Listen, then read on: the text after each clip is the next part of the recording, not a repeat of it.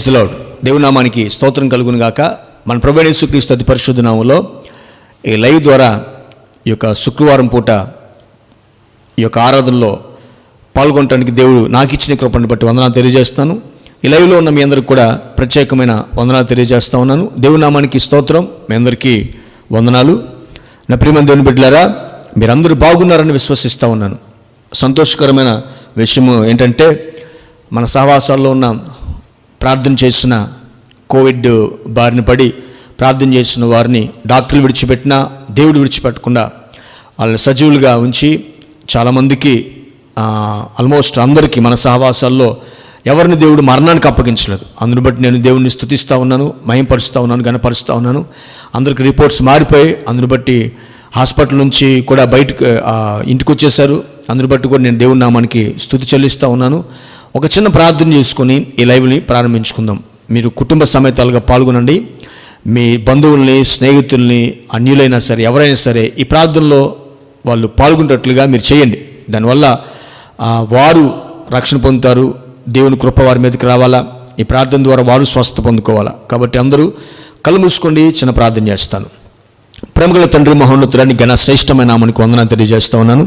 నీ ఉచితమైన కృప ద్వారా, నీ యొక్క ప్రేమను బట్టి, నీ వాత్సల్యాన్ని బట్టి, నీవు మాకు ఇచ్చిన ఈ యొక్క ఆయుష్ను బట్టి వందనాలు తెలియజేస్తూ ఉన్నాను. నీ కృప తప్ప వేరే ఏమీ లేదని నీ భక్తుడు అంటున్నాడు. అవునయ్యా, సమస్తము నీ కృపే, అన్నీ నీ కృపే, రక్షించేది నీ కృపే, బోధించేది నీ కృపే, మమ్మల్ని కాపాడుతుంది నీ కృపే.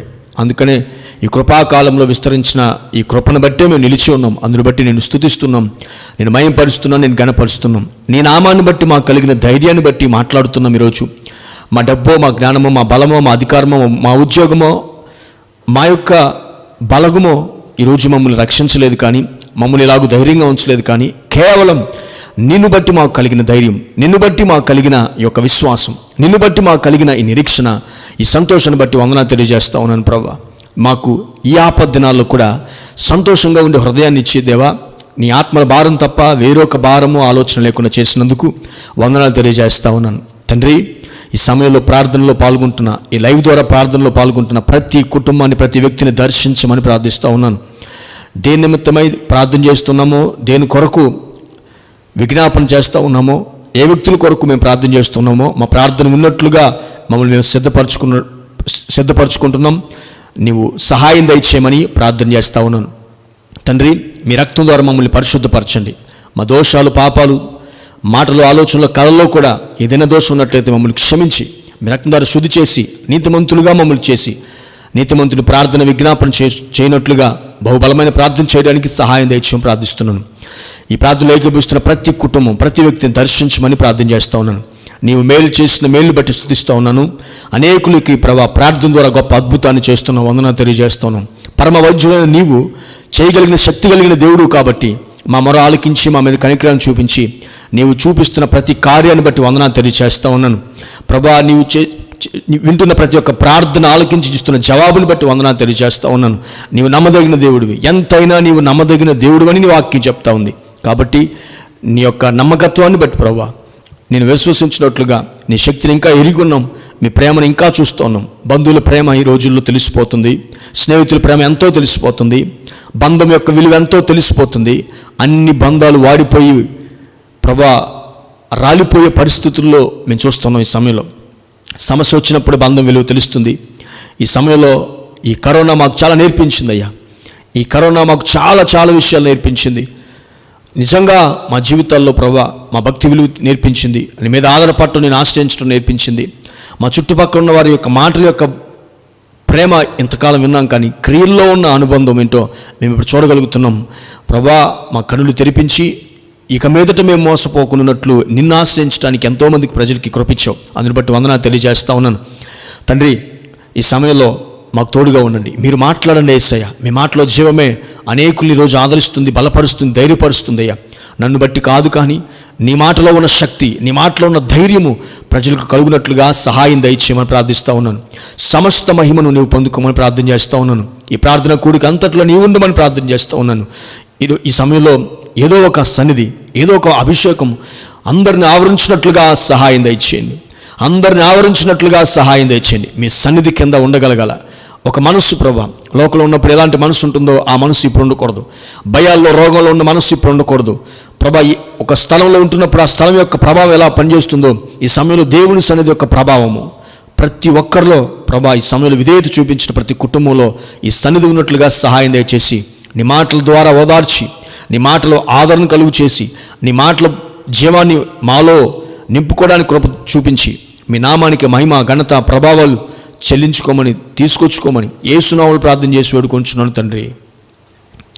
ఆమెన్. Praise Lord. దేవుని నామానికి స్తోత్రం కలుగును గాక. ప్రతి రోజు లైవ్లో ఒక్కొక్క ప్రార్థనా సబ్జెక్ట్ని బట్టి నేను నేర్చుకుంటున్నాను, మీకు కూడా నేర్పిస్తూ ఉన్నాను. దేవుడు నాకు ఇచ్చిన కృపను బట్టి నేను దేవుని ఎంతో స్తుతిస్తూ ఉన్నాను.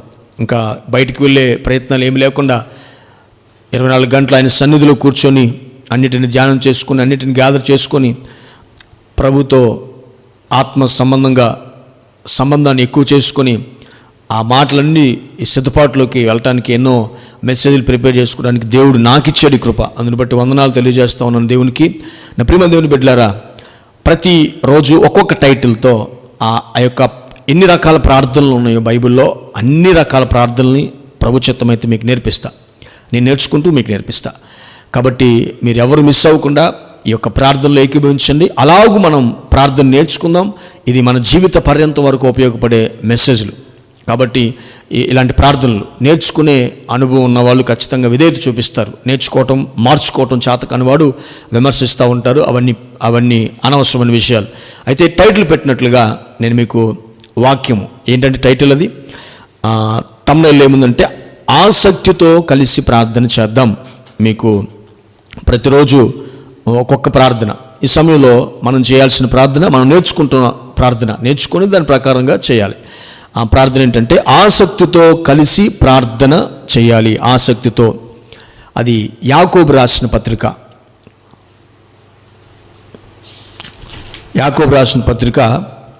5వ అధ్యాయము 17వ వచనం.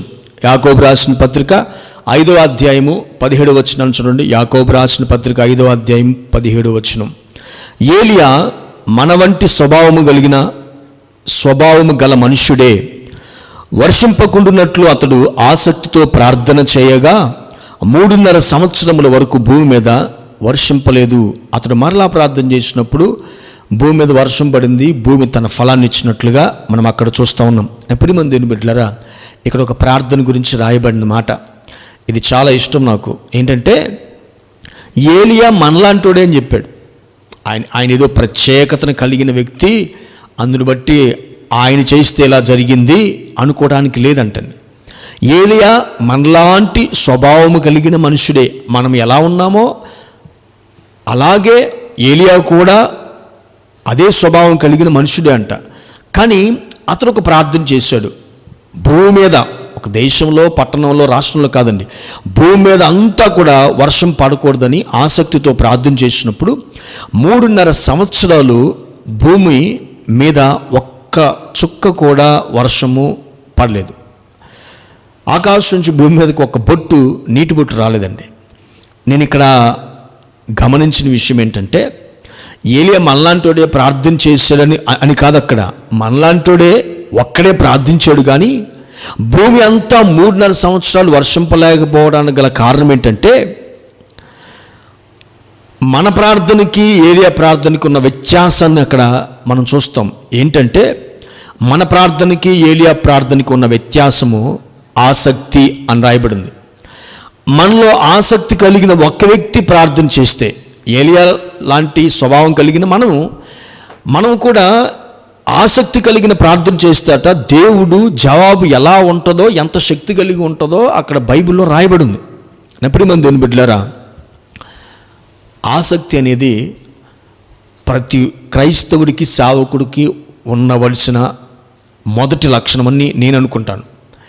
నీ జీవితంలో ఓ సేవకుడైనా, పరిచారకుడైనా, ఒక విశ్వాసి అయినా, ఎవరైనా ఆసక్తి అనేది దేవుని విషయంలో కనిపించకపోతే ఇంకా అతడు క్రైస్తవుడిగా, సేవకుడిగా కొనసాగించబడటం వ్యర్థం అనుకుంటాను. మనలాంటి స్వభావం కలిగిన వాడు ఏలియా ప్రార్థనలో ఉన్నదేంటి, మన ప్రార్థనలో లేనిది ఏంటంటే అది ఆసక్తి అని మనకు కనిపిస్తూ ఉంది. కొందరు తమ ప్రార్థనలో ఎలాంటి ఆసక్తిని చూపించరు. ఇప్పుడు చూడండి, ఎవరో చచ్చిపోయినట్లు కూర్చుంటుంటారు ప్రార్థన అనగానే. మందిరానికి అనగానే కొంతమంది ఇక ఆ రోజు ఏందో పోయింది, ఏదో సమాధి కార్యక్రమానికి వెళ్తున్నాం, ఎవరో మనకి ఇష్టమైన వాళ్ళు చచ్చిపోయారు, మనకిష్టమైంది ఏదో పోయినట్లుగా ఉసూరు అనుకుంటూ వస్తారండి మందిరానికి.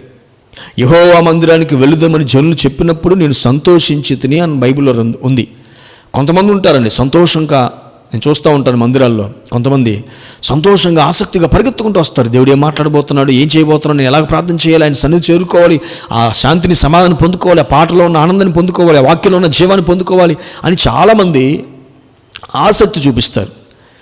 ప్రార్థనలో చాలామంది చూడండి, ఈరోజు బయట విషయాల్లో ఉన్న ఆసక్తి ప్రార్థనల మీద ఉండలేదు చాలామంది తమ ప్రార్థనలో ఎలాంటి ఆసక్తిని చూపించకుండా ఉంటారు. కొంతసేపు చేసి ప్రార్థన చేసి ప్రారంభం కొంచెం ఆసక్తిగా కనిపిస్తారండి. కొంతమంది చేసి కొంతకాలం చేస్తారు, కొంచెం సేపు చేస్తారు ప్రార్థన, కొంచెం సేపు చేసిన తర్వాత జరిగేది అదే జరిగిద్దిలే అని ప్రార్థన ముగిస్తారు. ఆసక్తి, విశ్వాసం ఉండదు.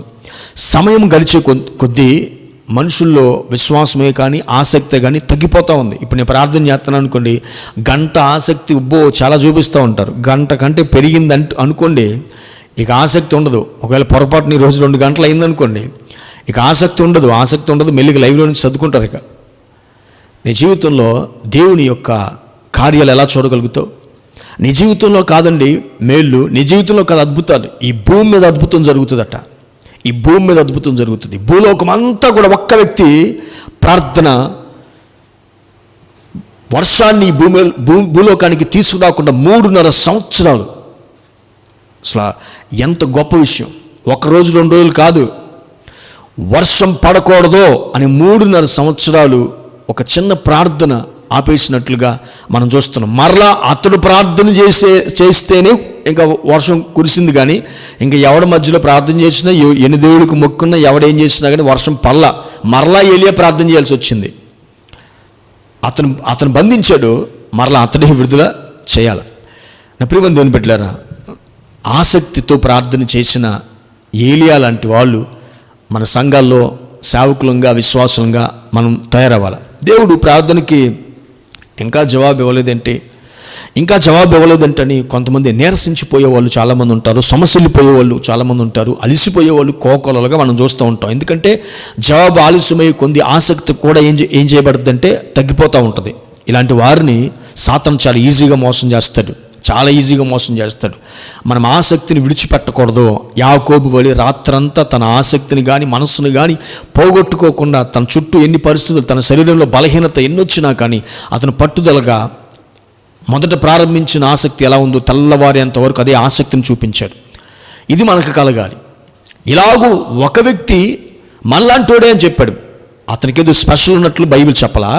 మనలాంటి స్వభావం కలిగిన వాడే కానీ ఆసక్తితో ప్రార్థన చేసినప్పుడు అని బైబిల్ రాయబడింది. కాబట్టి మనం మోసపోకుండా, సాతాను వలలో పడకుండా, సాతాను మనల్ని మోసపరచకుండా, వాడి ఆలోచనలకు కానీ మనుషులు ప్రేరేపించి మనలోకి ఎన్నో మాటలు తీసుకొస్తాడు. కత్తి పోటులాగా మాటలు వస్తాయి, అగ్ని బాణాల వంటి మాటలు మన మీదకి వస్తూ ఉంటాయి. ఎందుకంటే మనలో ఉన్న ఆసక్తిని తగ్గించడానికి మన చుట్టుపక్కల ఉన్నవారు మనల్ని నీరసించేటట్లుగా చేస్తారు, మన ప్రార్థన కొనసాగించినట్లుగా చేస్తారు. ఇక మనకు ప్రార్థన వ్యర్థము అన్నట్లుగా మన చుట్టూ కనిపించే కొన్ని కార్యాలను మనకి సాతాను అలాగూ మనల్ని మోసం చేసి మనమే మోసం చేసుకున్నట్లుగా చేస్తాడు. కాబట్టి ఒకే ఒక మాట, మోసపోవద్దు, ఆసక్తిని విడిచిపెట్టద్దు.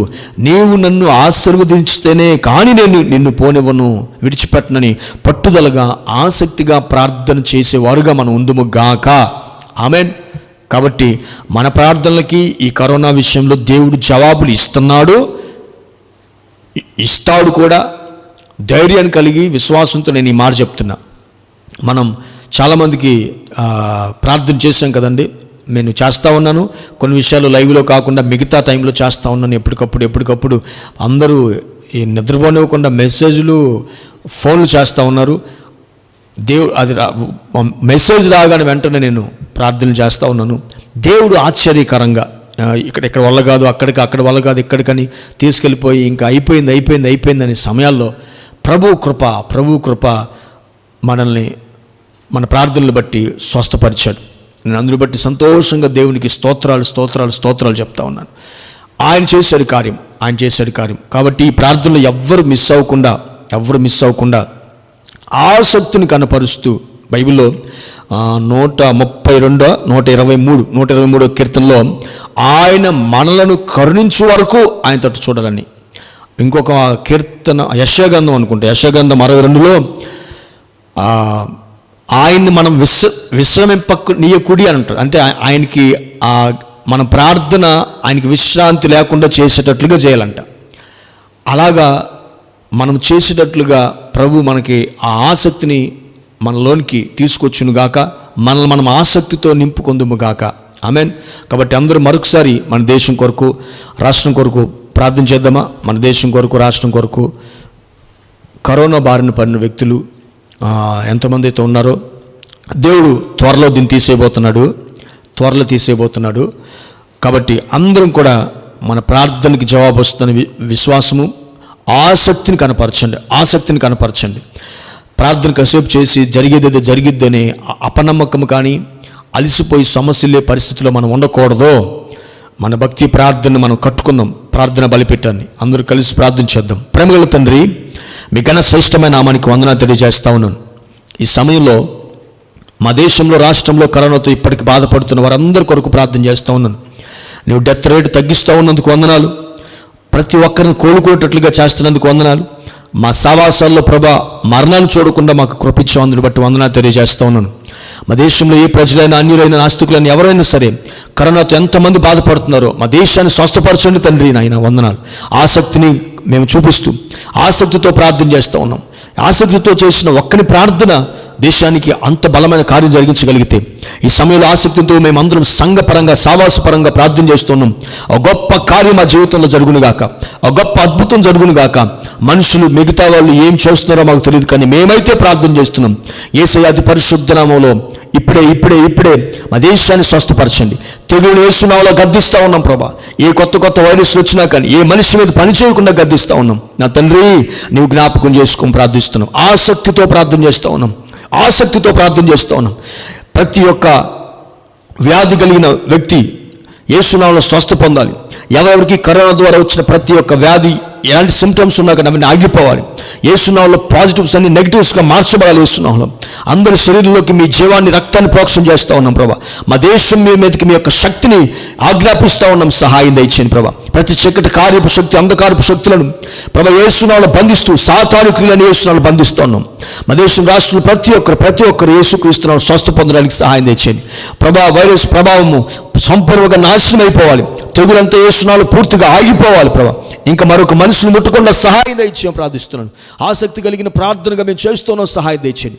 ఆసక్తిని చూపిస్తున్నాం. ఆ ఆసక్తిని బట్టి నీవు కార్యం జరిగించడం ప్రార్థన చేస్తున్నాం.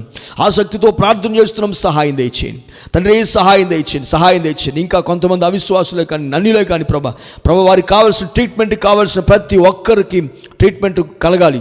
జ్ఞానం దయచేసి అధికారులకు ప్రభా వారికి మంచి ఆక్సిజన్ అందేటట్లుగా, వారికి మంచి ట్రీట్మెంట్ అందేటట్లుగా సహాయం దయచేయండి అయ్యా. వారిని స్వస్థపరచండి చేస్తున్నామని ప్రార్థిస్తూ ఉన్నాను. కార్యం జరిగించండి. ఎవరిలో భయాలు లేకుండా ఉండడానికి సహాయం తెచ్చండి. ఎటువంటి కంగారు లేకుండా ఉండడానికి సహాయం తెచ్చండి. మా దేవుడైన యెహోవా నామాన్ని బట్టి మేము ధైర్యాన్ని తెచ్చుకుంటున్నాం. సహాయం తెచ్చండి. నీకే స్తోత్రం. యేసు నామములో ప్రార్థన చేసి వేడుకొంచున్నాను తండ్రి, ఆమేన్. అందరూ మీరు ఆసక్తిగా పాల్గొనాలి. ఈ విషయాన్ని మరొకసారి జ్ఞాపకం చేస్తూ ఉన్నాను. అలాగే సేవకులు చాలామంది కరోనాతో బాధపడతా ఉన్నారండి. నేను మొన్న మీకు చూపించాను. తర్వాత చాలామంది సేవకులు కూడా చనిపోయారు. ఆ సేవకుల కొరకు ప్రార్థించండి. మీరు రోజు వాళ్ళ సంఘాల కొరకు ప్రార్థించండి, వారి కుటుంబాల కొరకు ప్రార్థించండి. ఇప్పుడు కొంతమంది సేవకులు నా దగ్గరకు నేను చూశాను. వారు భార్యాభర్తలు కరోనాతో బాధపడతా ఉన్నారు. వాళ్ళ ఆక్సిజన్ లెవెల్స్ తగ్గిపోయాయి, ఊపిరితిత్తుల్లో సీరియస్గా ఉందని. ఇంకా కొంతమంది సేవకులు పోరాడుతూ ఉన్నారు. కాబట్టి దేవుడు తన ఉచితమైన కృపను కృమరించి మన దేశంలో ఉన్న ప్రతి సేవకుడు, మన రాష్ట్రంలో ఉన్న ప్రతి సేవకుడు దేవుడు స్వస్థపరచులాగున అందరం కలిసి ప్రార్థించేద్దాం. ప్రేమగల తండ్రి, వందనాలు తెలియజేస్తూ ఉన్నాను. అయ్యా, సేవకుల సంఘాలని కాపాడండి. బలమైన కార్యాన్ని జరిగించండి.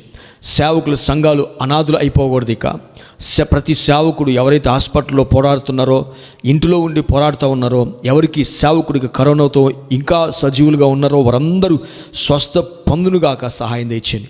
మీరు స్వస్థత పొందినట్లు ఒకరి కొరకు మరొకరు ప్రార్థన చేసుకోమని చెప్పావు. ఈ సమయంలో వారి కొరకు ప్రార్థన చేస్తున్నాం తండ్రి. వారందరినీ స్వస్థపరచమని ప్రార్థన చేస్తూ ఉన్నాను. నీకు అసాధ్యమైన కార్యం లేదు. నీ బిడ్డల్ని సేవ చేస్తున్నవారు వారి జీవితాల్లో ఏదైనా దోషాలు వెంబడిస్తున్నట్లయితే, వెంటాడుతున్నట్లయితే క్షమించి రక్తం ద్వారా పరిశుద్ధపరచండి.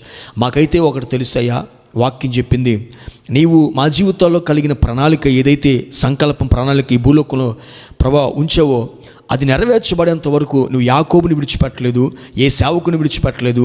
అది మా జీవితంలో భూమి మీద నెరవేర్చబడిన తర్వాతే తొదముట్టించి తిని అన్న తర్వాతే నీవు ఎవరినైనా తీసుకెళ్ళగలుగుతావు ప్రభా. అది అయితే నీ చిత్తము. ఇంకా మిగతావన్నీ కూడా ప్రభా మా జీవితాల్లో ఏదైనా ఉన్నట్లయితే క్షమించండి. మీ సేవకులు సంఘాలు అనాథులు అవ్వకూడదు. ప్రతి సంఘం సేవకుల కొరకు ప్రార్థన చేయనట్లుగా, సహకరించినట్లుగా సహాయం తెచ్చేది అయ్యా. ప్రతి సేవకుని స్వస్థత పరుస్తున్నాం మా దేశం, రాష్ట్రంలో, ప్రత్యేకంగా తెలుగు రాష్ట్రాల్లో ఉన్న సేవకులు కుటుంబాలు యేసు నామములో స్వస్థత పొందునుగాక సహాయం తెచ్చేసి వారి కుటుంబాల చుట్టూ కంచి వేయండి అయ్యా. వారి విశ్వాసం ఉన్నట్లుగా సహాయం తెచ్చింది. అలాగే చనిపోయిన సేవకులు కుటుంబాలు సంఘాలు ఆదరించబడాలి అయ్యా. వాళ్ళు గొప్ప ఆదరణ ఓదార్పు పొందుకోవాలి. వారి కుటుంబాల్లో లోటు తొలగించండి. ఆ సంఘంలో ఉన్న లోటు తొలగించండి ప్రభా. మొదటి మహిమ కంటే కడవరి మహిమ ఎక్కువ అగునట్లుగా ఉంటుంది. కాబట్టి ఈ ఉద్యమంలో ప్రభా మొదటి సేవకులు వెళ్ళారు, మొదటి సంఘపు నడిపించిన నాయకులు వెళ్ళిపోయారు. ఇప్పుడు ఆ స్థానంలో మేము వచ్చున్నాం, అనేకులు వచ్చున్నారు. మహిమ అధికం అవ్వాలి, ఆ సంఘాల మహిమ అధికం అవ్వాలి, ఆ సంఘాల్లో పరిపూర్ణతను బోధించబడాలి, ఆ సంఘాల్లో ఆత్మను కృమరించండి ప్రభా. ఆ సంఘాల్లో ప్రభా ఇక మీదట ఎటువంటి లోటు లేకుండా విస్తరించినట్లుగా సహాయం తెచ్చండి. ఆ సంఘాల కొరకు ప్రార్థన చేస్తున్నాం, సహాయం తెచ్చండి. సేవకుల చుట్టూ కంచి వేయండి, మా అందరి చుట్టూ కంచి వేయండి ప్రభా. సేవకుల చుట్టూరు వారి కుటుంబాల చుట్టూ కంచి వేయండి. సేవకుల కుటుంబాల్లో ఏ ఒక్కరి ప్రాణం వెళ్ళిపోకూడదు. యేసునామములో వారందరినీ జీవంతో నింపండి, కాపుదల్లో నింపండి. ఇశ్రాయేలు దేవా కాపాడండి, నడిపించండి. నీ నామానికి మహిమ తెచ్చుకోండి. యేసునామమును ప్రార్థన చేసి వేడుకొంచున్నాను తండ్రి, ఆమేన్. దేవుడు మన ప్రార్థనలు ఆలకించినందుకు అందరూ చేతులెత్తి స్తోత్రం చెప్పండి. అందరూ మోకరించి చేతులెత్తాలి, స్తోత్రం చెప్పాలి. స్తోత్రం.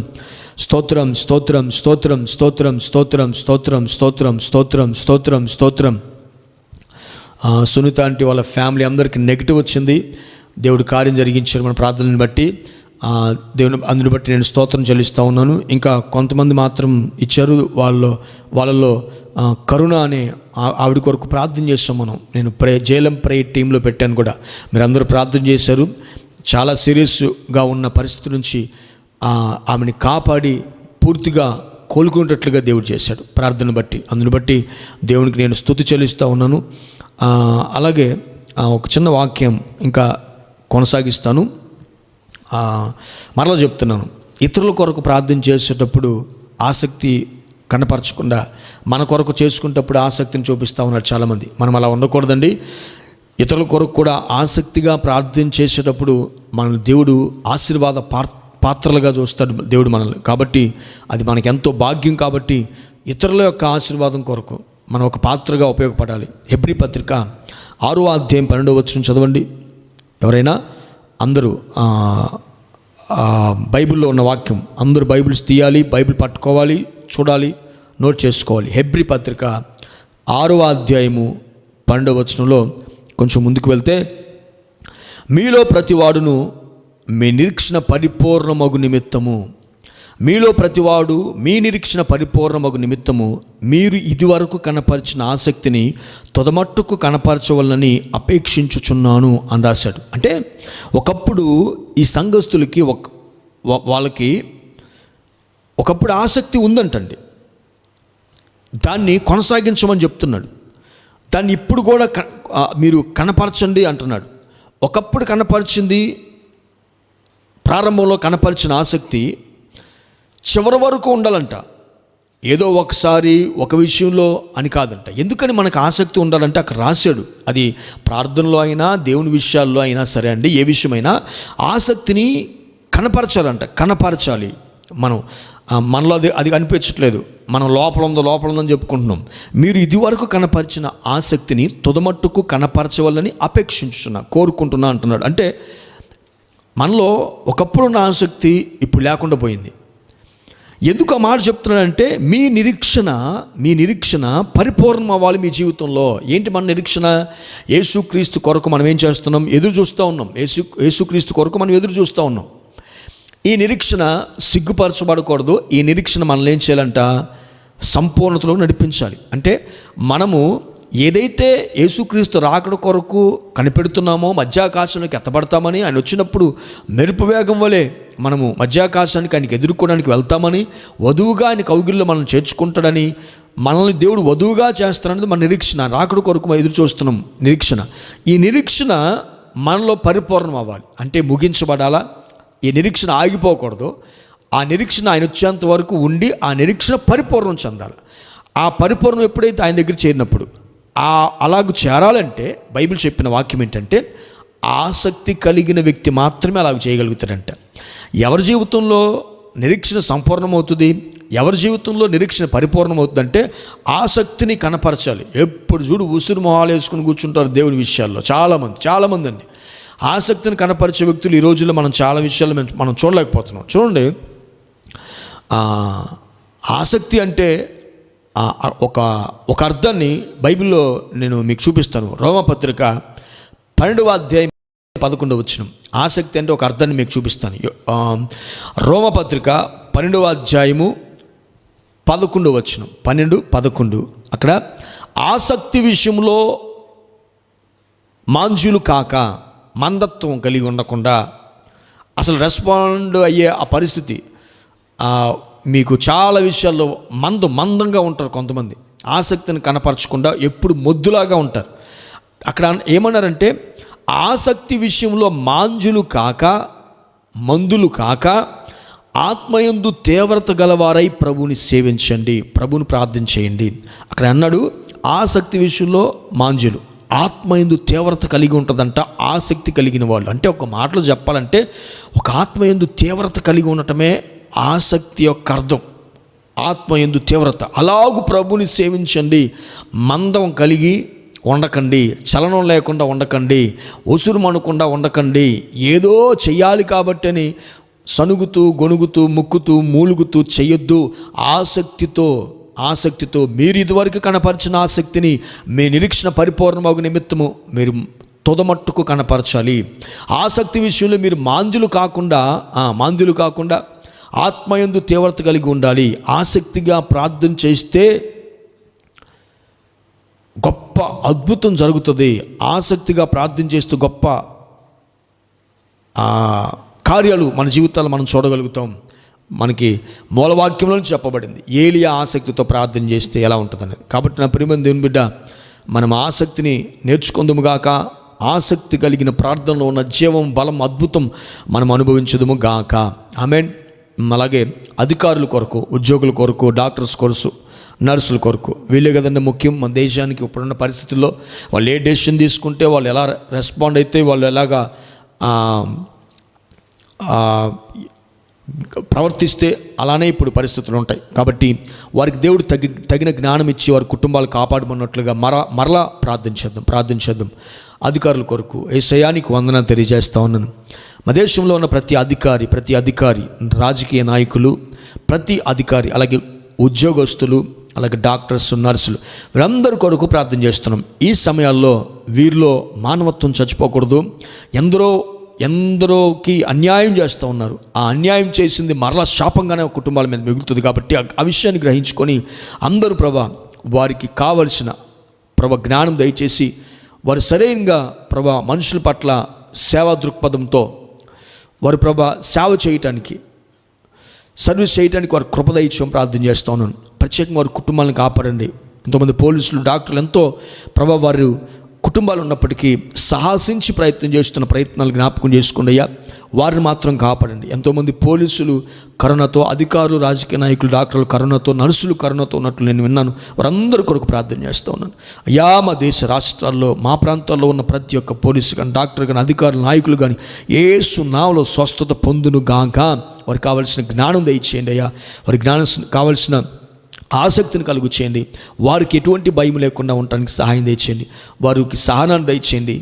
ఎటువంటి ఆలోచన, ఎటువంటి జీవో తీసుకురావాలో వారికి జ్ఞానం దయచేసి ఈ విపత్తు నుంచి ప్రజల్ని ఎలాగ విడిపించాలో రాజుకు జ్ఞానం కలిగి ఉండాలి, అధికారులకు జ్ఞానం కలిగి ఉండాలి. మా యొక్క రాష్ట్రాల్లో ఉన్న ప్రతి ఒక్క ముఖ్యమంత్రులకు, ప్రధానమంత్రికి కావాల్సిన జ్ఞానం దయచేయండి. స్తోత్రం చెల్లిస్తాను. వీరు తగిన చర్యలు తీసుకోవడానికి సహాయం దయచేయండి. ఈ విద్య, వైద్యంలో సరిగా ఉంటే దేశము చక్కగా బాగుపడుతుంది. కాబట్టి ఆ జ్ఞానం కలుగు చేయండి. స్తోత్రం ప్రభా. అధికారులకు కావాల్సిన ఆ జ్ఞానం దయచేయండి ప్రభా. కృపతో జ్ఞాపకం చేసుకుని వారు ఎటువంటి నిర్ణయాలు తీసుకోవాలో మీ యొక్క ప్రేరణ వారికి కలుగు చేయమని ప్రార్థిస్తున్నాను. వారి కుటుంబాలను జ్ఞాపకం చేసుకోండి. డాక్టర్లు, ఏ ఒక్క డాక్టర్ కూడా అన్యాయంగా ప్రవర్తించడానికి వీల్లేదు. ఏ ఒక్క డాక్టర్ కూడా ప్రభా అనాలోచనగా ఉండటానికి వీల్లేదు ప్రభా. శ్రద్ధగా వారి పని చేయటానికి వారు ఎంతో ఇప్పటివరకు సంపాదించుకున్నారు. ఇక మీదటైనా సర్వీస్ చేయడానికి, ఈ యొక్క ప్రాణాపాయ పరిస్థితుల్లో ఉన్న సర్వీస్ చేయడానికి ప్రభా కొందరు పక్క త్రోవలోకి వెళ్ళిపోతున్నారు. అలా వెళ్ళకుండా ఉండటానికి వారి జ్ఞానం దయచేయండి. మేము వారి కొరకు వారి నమ్మిక తప్పిపోకుండా, వారిలో ఉన్న దుష్ట కార్యాలు, ఇటువంటి ఆలోచనలు రాకుండా ప్రార్థన చేస్తున్నాను. వారు సరైన విధంగా పనిచేయడానికి సహాయం దయచేయండి. వారి కుటుంబాలను కాపాడండి. అధికారులు, ఉద్యోగులు, కుటుంబాలు కాపాడండి. నర్సులు ఎంతో సేవ చేస్తూ ఉంటారు ప్రభా. ఆయా దగ్గర నుంచి హాస్పిటల్లో పనిచేసే ప్రతి వ్యక్తి కొరకు ప్రార్థన చేస్తూ ఉన్నాను ప్రభా. అటెండర్ దగ్గర నుంచి, వాచ్మెన్ దగ్గర నుంచి ప్రార్థన చేస్తున్నాను. వారు ప్రభా వారి పని కొరకు వెళ్తున్నారు. వారికి కరోనా వైరస్ వారి కుటుంబాలకు కానీ వారికి కానీ సోకకుండా దయచేయండి, కృప దయచేయండి. వారు కాపాడబడాలి. వారు ధైర్యం చెప్పడానికి సహాయం దయచేయండి ప్రభా. ఎంతోమంది పేషెంట్లు భయపడుతున్నారు. వారు డాక్టర్ మాటలే వినగలుగుతారు. కాబట్టి ప్రతి నర్సు, ప్రతి డాక్టర్ కానీ యేసు నామములో ప్రభా ధైర్యపరిచే మాటలు వారి నోట్లో పెట్టి పేషెంట్లు కావాల్సిన ధైర్యాన్ని బోధించడానికి సహాయం దయచేయండి. వారిని కాపాడండి, బలపరచండి. వారందరూ కూడా ప్రభా బలంగా ఏకంగా పని చేయడానికి సహాయం దయచేసి వారికి కావాల్సిన శక్తిని, బలాన్ని కూడా దయచేసి మీ నామానికి మహిమ తెచ్చుకోమని వారందరి కొరకు ప్రార్థన చేస్తూ మీ రక్తకోటలో భద్రపరుస్తూ వారిని మీ చేతికి, వారి హృదయాలు, మనస్సును మీ చేతికి అప్పగిస్తూ, మీ ప్రేరణకు అప్పగిస్తూ యేసు నామములో ప్రార్థన చేస్తున్నాను తండ్రి. ఆమేన్. దేవుడు మన ప్రార్థన ఆలకించినందుకు దేవునికి స్తోత్రం చెప్దాం.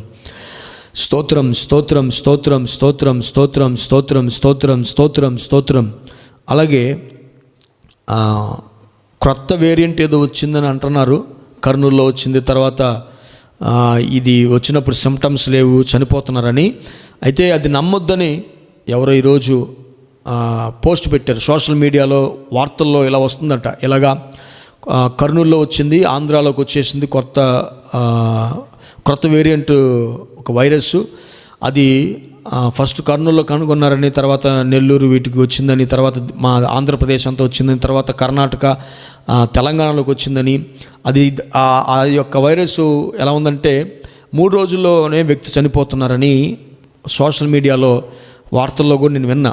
అయితే నేను ఈరోజు నిన్న చూసింది ఏంటంటే అది అబద్ధమని, జనం భయపడొద్దని, అలాంటి వేరియేషను, ఆ వేరియంట్ అలాంటిది ఏది కూడా రాలేదని డాక్టర్ గారు, అది అఫీషియల్గా ఎక్కడా కూడా వార్త రాలేదని కొంతమంది ఇలా చెప్తున్నారు. మీరు దీన్ని నమ్మి మీరు భయపడొద్దని చెప్పారు. నేను కూడా అది మీకు చెప్తున్నాను, జ్ఞాపకం చేస్తున్నాను. మీకు తెలిసాగే మీకు ఒక ఆసక్తి కలిగిన ప్రార్థన మీరు చేయటానికి, ఆసక్తిలో ఉన్న శక్తిని నిరూపించడానికి, ఆసక్తిగా ప్రార్థన చేస్తే జరిగిన ఒక అద్భుతాన్ని నేను మీకు చెప్తాను. గొప్ప అద్భుతం అండి, మీరు ఆశ్చర్యపోతారు. ఆ అద్భుతం ఏంటంటే, బైబిల్లో కూడా చాలా చోట్ల మనం చూస్తాం, సువార్తలో, ప్రతి సువార్తలో రాయబడి ఉంటుంది. పౌలు ఆ మాటలు పలికాడు, మనం అడుగు వాటికంటే, ఊహించు వాటికంటే అత్యధికంగా దయచేయగలిగిన శక్తి కలిగిన దేవుడు అని రాయబడింది. ఈ ఆపత్కాలాల్లో మనము మన దేవుడు అడుగు వాటికంటే, ఊహించు వాటికంటే అత్యధికంగా దయచేస్తాడనే వాగ్దానం ఉన్నప్పటికీ ఈ కాలాల్లో ఈ యొక్క ఆసక్తిని కనపరచలేకపోతున్నాం, ఆసక్తితో ప్రార్థన చేయలేకపోతున్నాం. ఎందుకంటే మనలో ఉన్న భయము, మనలో ఉన్న కంగారు, మనలో ఉన్న భక్తుల లోపము ఈ సమయంలో మనకు కనిపిస్తూ ఉంది. దాన్ని బట్టి మనం ఆసక్తిగా ప్రార్థన చేయలేకపోతున్నాం. ఈ ఆపత్కాలాల్లో ఆపద వచ్చినప్పుడు మనసును స్థిరపరచుకోవాలి. ఆనాడు యెహోషాపాతు రాజుకి ఎన్నో ఎంతో సైన్యము అతని మీదకి వచ్చినప్పుడు ఫస్ట్ కంగారు పడ్డాడు, కానీ తన మనస్సుని, హృదయాన్ని దేవుని దగ్గర విచారణ చేయడానికి స్థిరపరచుకున్నాడు బైబిల్ చెప్పింది. మీకు ఒక అద్భుతం చెప్తాను. ఈ సమయంలో ఆసక్తిగా ప్రార్థన చేసినప్పుడు ఏం జరిగిద్దంటే, ఆ దేశంలో శత్రు దేశపు సైన్యము ఆ దేశంలో చొరబడ్డారు. ఆ దేశాన్ని చుట్టుముట్టారు. ఆ పట్టణాన్ని చుట్టుముట్టి ఒక్కొక్క ఇంటిని బుల్డోజర్తో కొలుస్తూ వస్తున్నారండి. ఒక్కొక్క ఇంటిని పడేసుకుంటూ వస్తూ ఉన్నారు శత్రు సైన్యం. సో అయితే ఆ యొక్క పట్టణంలో ఒక ఇంట్లో ఉన్న క్రైస్తవ తల్లి, భర్త లేడు, తల్లి ఉంది. తనకు 3 కుమార్తెలు. అందరూ దేవుని విశ్వసించిన వాళ్ళే, దేవుని యొక్క రక్తంలో కడగబడి బాప్తీసం తీసుకున్న వాళ్ళు, దేవుని సంఘం నమ్మకంగా పరిశుద్ధంగా జీవించేవాళ్ళు. ఆ తల్లి తన 3 కుమార్తెలతో ఏం చెప్పిందంటే, దేవునికి అసాధ్యమైన కార్యం లేదు, ప్రార్థన చేస్తే దేవుడు కార్యం చేస్తానని చెప్పాడు, మనం అడిగిన దానికంటే ఎక్కువగా చేస్తానని దేవుడు చెప్పాడు కాబట్టి అని ఒక మూలకి, ఆ ఇంట్లోకి ఒక మూలకి వెళ్ళండి. వాళ్ళు ప్రార్థన చేశారు. ఆసక్తితో, తీవ్రతతో, ఒక భారంతో ఆసక్తిగా ప్రార్థన చేస్తున్నారు. ఎందుకంటే త్వరగా కూల్చేసుకుంటూ వస్తున్నారు. ఇల్లు తర్వాత ఇల్లు, ఇల్లు తర్వాత ఇల్లు, ఇల్లు తర్వాత ఇల్లు కూలిపోతూ ఉన్నాయి పట్టణం మొత్తం, ఆ ఊర్లో అంతా కూడా. వీళ్ళు ఆ కంగారు పడకుండా ఒక మూలకి వెళ్ళి ఆసక్తితో ప్రార్థన చేస్తూ ఉన్నారంట. తన తల్లి 3 కుమార్తెలతో కలిపి మోకరించి ఒక మూలకు వెళ్ళిపోయి ఆ తీవ్రత ఏమని ప్రార్థన చేస్తూ ఉన్నారంటే, యేసయ్యా నీకు అసాధ్యమైన కార్యం ఏది లేదు, నువ్వు అడుగు వాటికంటే ఊహించు వాటికంటే అత్యధికంగా దయచేసే శక్తి కలిగిన దేవుడివి అని. అన్ని ఇల్లు పడిపోయినా మా ఇల్లు మాత్రం పడిపోకూడదు, అన్ని ఇల్లు కూల్చినా మా ఇల్లు కూల్చకూడదు. అయ్యా నాకు ఇంకా డబ్బు లేదు, అయ్యా నాకు భర్త లేడు, నేను మరలా ఇల్లు కట్టుకోలేను, కాబట్టి నీవు కార్యం చేయగలిగే శక్తి కలిగిన దేవుడివి అని అలా ప్రార్థన చేస్తూ ఉన్నారంట. పక్క ఇంటి దాకా వచ్చి పక్క ఇంటిని కూడా పడేశారండి. పక్క ఇంటిని కూడా పడేస్తూ ఉన్నారు. వాళ్ళు ఆసక్తితో, ఆ సౌండ్ వినపడుతుంది వీళ్ళు ఆసక్తితో ప్రార్థన చేస్తున్నప్పుడు గొప్ప అద్భుతం జరిగింది అక్కడ. ఏంటంటే, ఒక తెల్లటి మంచండి ఆ ఇల్లు కోల్చబడకుండా ఆ బుల్డోజర్తో ఆ ఇంటి మీదకి నెక్స్ట్ వీళ్ళ ఇల్లే శత్రువుడి వీళ్ళ ఇల్లు పడేయడానికి వస్తూ ఉన్నారు.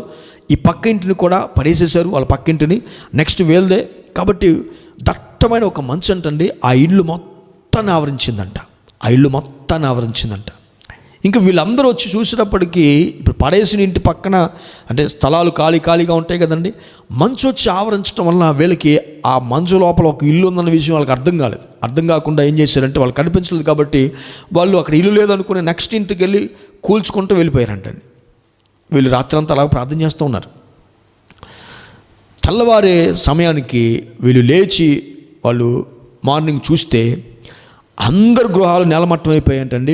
ఇల్లు మాత్రము చెక్కు చెదరకుండా నిలిచిందంట. ఆ తల్లి కూతుళ్ళు ప్రార్థనలో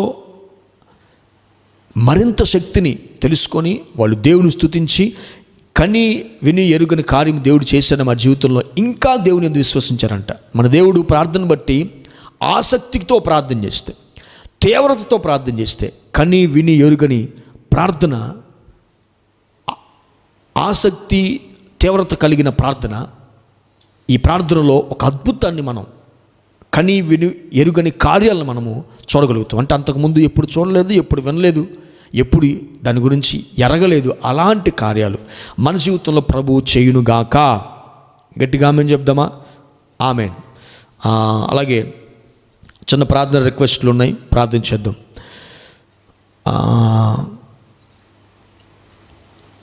సునీత అనే అమ్మాయికి హెల్త్ బాగాలేదు, సిమ్టమ్స్ కనిపిస్తూ ఉన్నాయి. ఉషారాణి అనే అమ్మాయికి కూడా అలాగే వారిద్దరి కొరకు ప్రార్థన చేద్దాం. సిమ్టమ్స్ ఉన్న వాళ్ళు భయపడిపోతున్నారు, వారికి ఎటువంటి ఆపద హాని కలుగుకుండా ప్రార్థన చేయమన్నారు, వారి కొరకు ప్రార్థన చేద్దాం. ప్రేమగల తండ్రి, సునీత ఉషారాణి కొరకు ప్రార్థన చేస్తూ ఉన్నాం. యేసు నామములో స్వస్థత కలుగును గాక. ఈ సిమ్టమ్స్లో ఈ యొక్క పాజిటివ్ అనేది తెలియకూడదు, వాళ్ళు భయపడకూడదు ప్రభా. వారికి నార్మల్ రిపోర్ట్ రావాలి, వారిని స్వస్థపరచండి. ఒకవేళ వైరస్ ఉన్నట్లయితే వారు భయపడకుండా ముఖ్యంగా ఉన్నట్లుగా సహాయం తెచ్చండి. సంఘమంతా కలిసి ప్రార్థన చేస్తూ ఉన్నాం. యేసు క్రీస్తు నామములో సంపూర్ణమైన స్వస్థతను ప్రకటిస్తూ ఉన్నాను, వైరస్ని గద్దిస్తూ ఉన్నాను.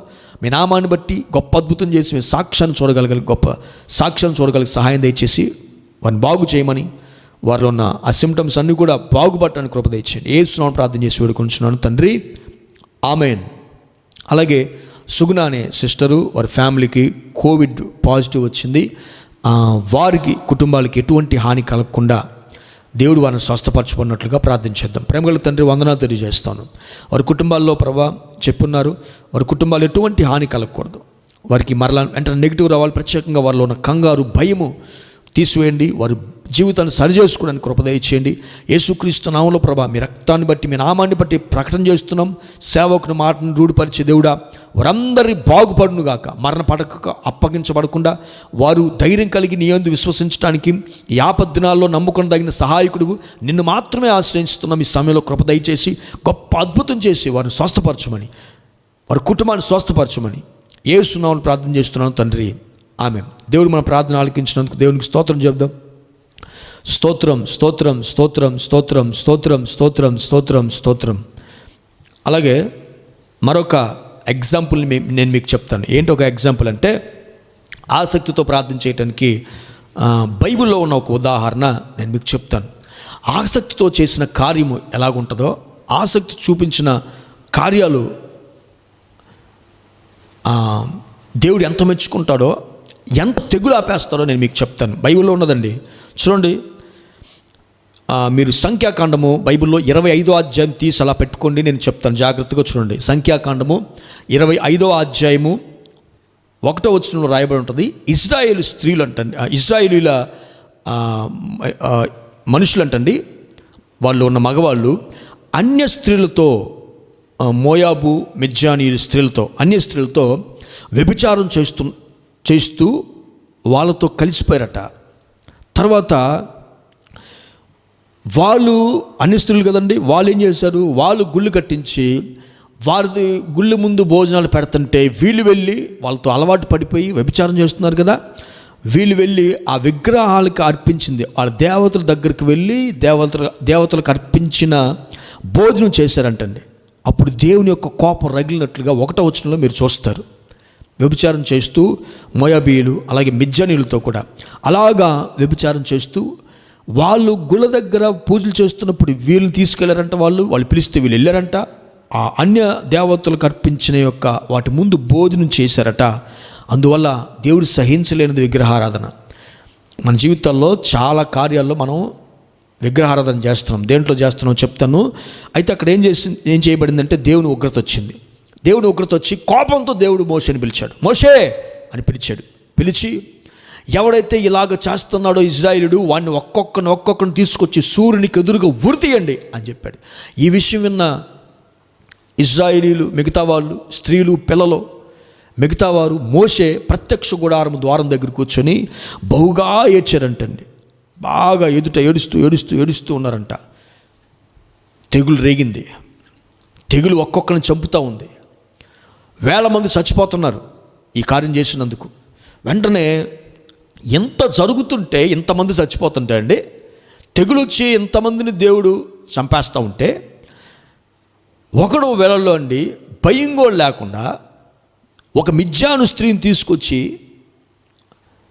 ఆమెతో పాపం చేయడానికి తీసుకొస్తూ ఉంటాడు. ఇంతమంది ప్రత్యక్ష గుడారం దగ్గర ఏడుస్తుంటే, ఇంతమంది చస్తూ ఉంటే భయం కూడా లేకుండా మరొక స్త్రీని, మిద్యాను స్త్రీని తీసుకొచ్చి పాపం చేయడానికి తీసుకువెళ్ళి గుడారంలో తీసుకువెళ్తా వస్తూ ఉంటాడు. ఆ టైంలో అండి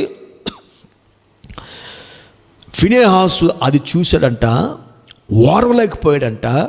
ఒక ఈటు తీసుకొని ఇద్దరిని కలిపి